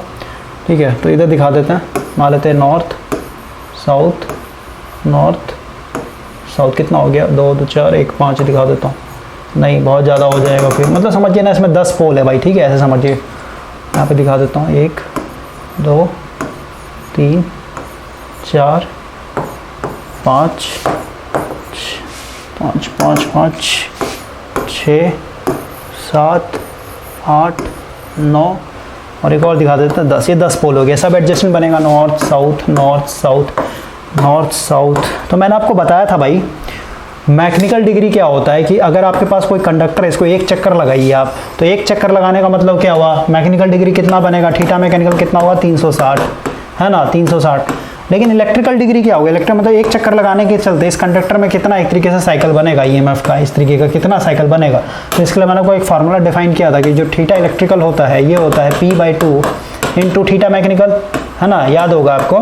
तो P मेरा यहाँ पे 10 है, डिवाइडेड 2 गुना, यहाँ पे थीटा मैकेनिकल तो हमेशा 360 ही होता है, तो ये 5, यानी इसमें जब आप काउंट कीजिएगा तो कितना हो जाएगा? 1800 आएगा मेरे ख्याल से। ठीक है, 5 6 से 30, ठीक है, 3 रहा हाथ में, 5 3 15 15 18, यानी 180। ठीक है, यानी 180 इलेक्ट्रिकल डिग्री बनेगा, मतलब जो EMF का साइकिल बनेगा इस तरीके का कितना होगा? 180, मतलब आप कह सकते हैं ओवरऑल कितना? 360 ओवरऑल, यानी 5 साइकिल बनेगा एक तरीके से।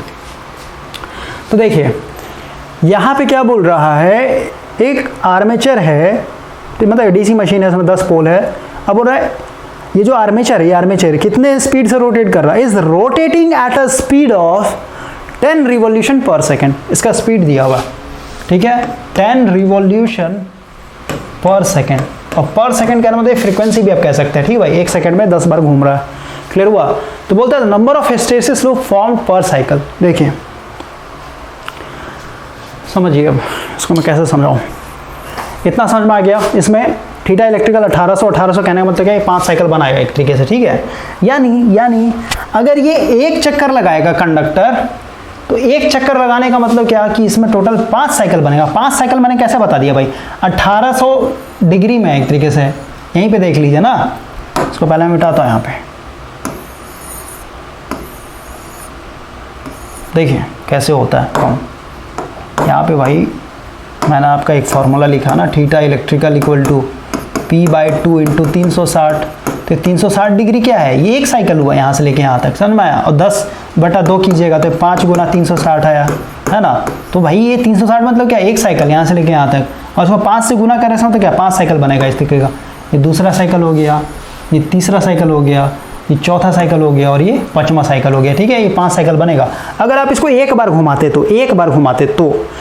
लेकिन ये क्या बोल रहा है कि 1 सेकंड में 10 बार घूम रहा है, समझ में आया? 1 सेकंड में ये 10 बार घूम रहा है, ठीक है। इसका फ्रीक्वेंसी दिया हुआ भाई। तो ओवरऑल 1 सेकंड में 10 बार घूम रहा है, ठीक है। तो ओवरऑल अगर हम यहाँ पे देखें फ्रीक्वेंसी का मतलब क्या होता है, number of cycle complete in 1 second, number of cycle complete in 1 second. तो ओवरऑल देखिए 1 सेकंड में 10 बार घूम जा रहा है ना, और 10 को हम लोग को क्या करना पड़ेगा, यहाँ पे 5 साइकिल से मल्टीप्लाई करना पड़ेगा, क्योंकि भाई 1 सेकंड में ये 10 बार घूम रहा है। तो 1 चक्कर हुआ, फिर ये 2 चक्कर हुआ, फिर ये 3 चक्कर, फिर ये 4 चक्कर, फिर ये 5 चक्कर, इस तरीके से 10 चक्कर लगा रहा है ये, समझ में आया? और 1 चक्कर लगाने से इसको कितना साइकिल मिल रहा है यहाँ पे बताइए? 1 चक्कर बस लगाएगा, अगर ये सिर्फ 1 चक्कर ऐसे लगा रहा है भाई, सिर्फ 1 चक्कर ऐसे घूमेगा तो इसको मिल रहा है 5 साइकिल। और इसको ऐसे कितने साइकिल लगाना है, चक्कर लगाना है? 10 बार लगाना है। इसका मतलब क्या हुआ, 5 गुना 10 करेंगे तो ओवरऑल कितना हो जाएगा, एक तरीके से 50, यानी टोटल मेरे को यहाँ पे 50 साइकिल एक तरीके से देखने को मिलेगा। और मैंने आपको अभी जस्ट बताया कि अगर आप एक सिंगल साइकिल से देखें तो एक BH कर्व बनता है कुछ इस तरीके का, समझ में आया? क्लियर हुआ?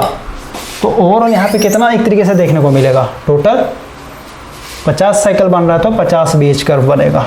इस चीज़ को आप समझिए, ओके। इसको सोचिएगा भाई, नहीं समझ में आएगा तो उसको सोचिएगा ध्यान से, इतना हिंट मैंने दिया आपको, ओके। तो 149 का देना चाहिए 50 साइकिल, बिल्कुल सही है। नेक्स्ट क्वेश्चन देखिए क्या बोल रहा है, the greatest percentage of a heat loss in a DC machine is due to. तो ये आपका कॉपर लॉस होता है भाई, टोटली लोड पे डिपेंड होता है, I² R है, ठीक है। I² × R है, ये सब कांस्टेंट है, एडी करंट कांस्टेंट है। इस पर क्या होता है, ये जो आपका Bmax है इसके स्क्वायर पे, फ्रीक्वेंसी के स्क्वायर पे, और जो वॉल्यूम होता है इस पर हिस्टैरिसीस लॉस, ये Bmax के 1.6 पे, फ्रीक्वेंसी पे और वॉल्यूम पे, ओके। फ्रिक्शनल लॉस मतलब फ्रिक्शनल लॉस क्या क्या होगा DC मशीन में, जो कम्यूटेटर हो गया, कम्यूटेटर के ऊपर जो ब्रश चिपका हुआ है वहाँ पे, ओके, फ्रिक्शन लॉस हो गया।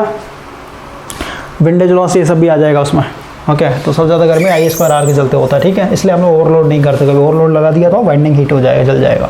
अगला देखिए क्या बोल रहा है भाई, the size of a DC generator can be reduced by using. तो साइज भाई सबसे पहले तो यहाँ पे समझिए सेम रेटिंग लेते हैं, ठीक है, सेम रेटिंग। तो फर्स्ट केस लेता हूँ, मान लेते हैं 200 वोल्ट पे मेरे को एक तरीके से 1000 वॉट का बनाना है DC मशीन, और दूसरा लेता हूँ 200 वोल्ट पे मेरे को यहाँ पे अगेन 1000 वॉट बनाना है, ठीक है। मान लेते हैं इसमें मैं एयर कोर यूज़ कर रहा हूँ, मतलब कोई कोर ही नहीं यूज़ कर रहा हूँ, और इसमें भाई मैं एक आयरन कोर यूज़ करके आप इसमें वाइंडिंग लगा देना, फील्ड वाइंडिंग लगा देना इस तरीके से। मेरे को बताइए फ्लक्स कहाँ बनेगा ज़्यादा, यहाँ पे मान लेते हैं अगर फ्लक्स मेरे को 2 वेबर बनाना है तो यहाँ पे भी 2 वेबर बनाना होगा, क्योंकि रेटिंग सेम है मेरे लिए, है ना। तो क्योंकि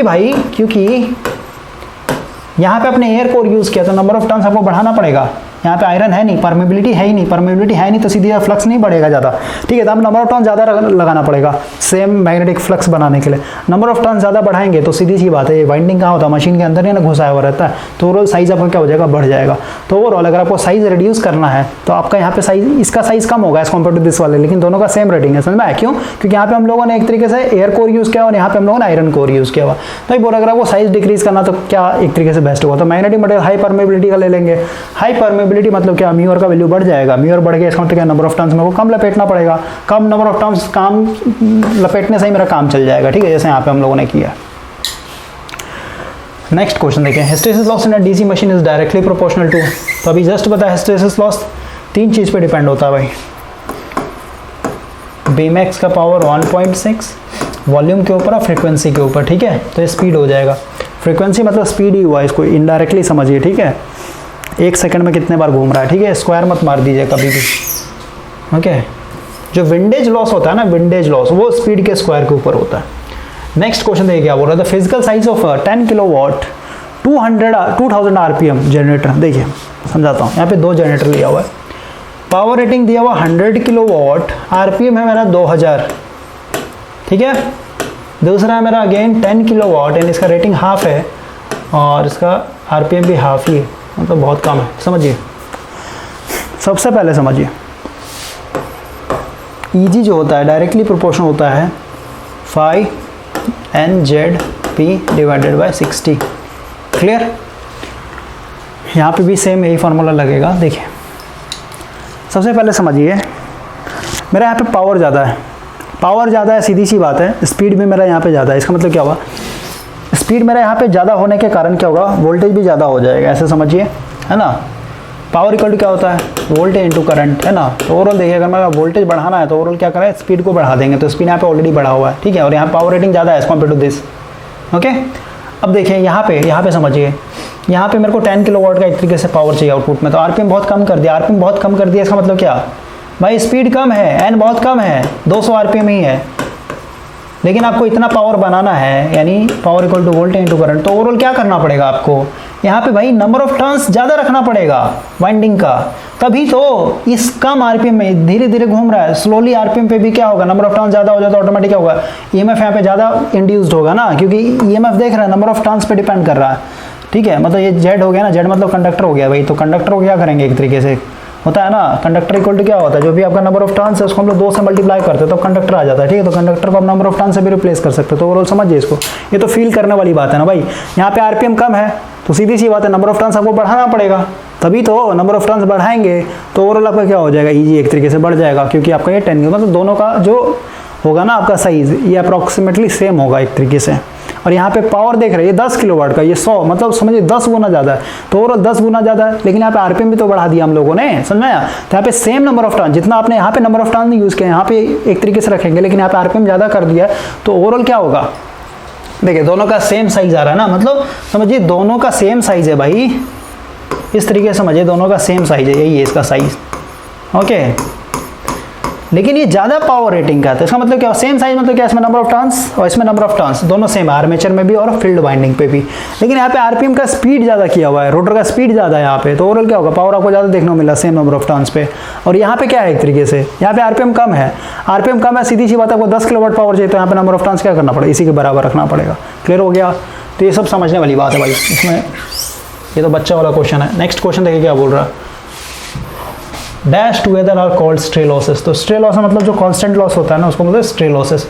तो इसमें हो जाएगा भाई आयरन लॉस और मैकेनिकल लॉसेस, ठीक है। मैकेनिकल लॉसेस में बेयरिंग हो गया, फ्रिक्शन हो गया, ठीक है, ऐसे सब आ जाता है। नेक्स्ट क्वेश्चन देखिए क्या बोल रहा है, the armature conductor of a 6 pole lap wound, अच्छा लैप है, लैप वाइंडिंग है, तो इसमें नंबर ऑफ पैरेलल पाथ पूछ रहा है भाई। तो 6 पोल है, पैरेलल पाथ में ऑलरेडी बताया था A इक्वल टू पी के बराबर होता है, तो 6 पैरेलल पाथ होगा इसमें। नेक्स्ट क्वेश्चन देखिए क्या बोल रहा है, the efficiency of a DC generator is maximum when its variable loss is equal to constant loss, तब होता है ये अपने आप में प्रूफ होता है भाई, इक्वेशन होता है, ठीक है। बट अभी के लिए आपको ये याद करना पड़ेगा, ठीक है, क्योंकि ये एमसीक्यू चल रहा।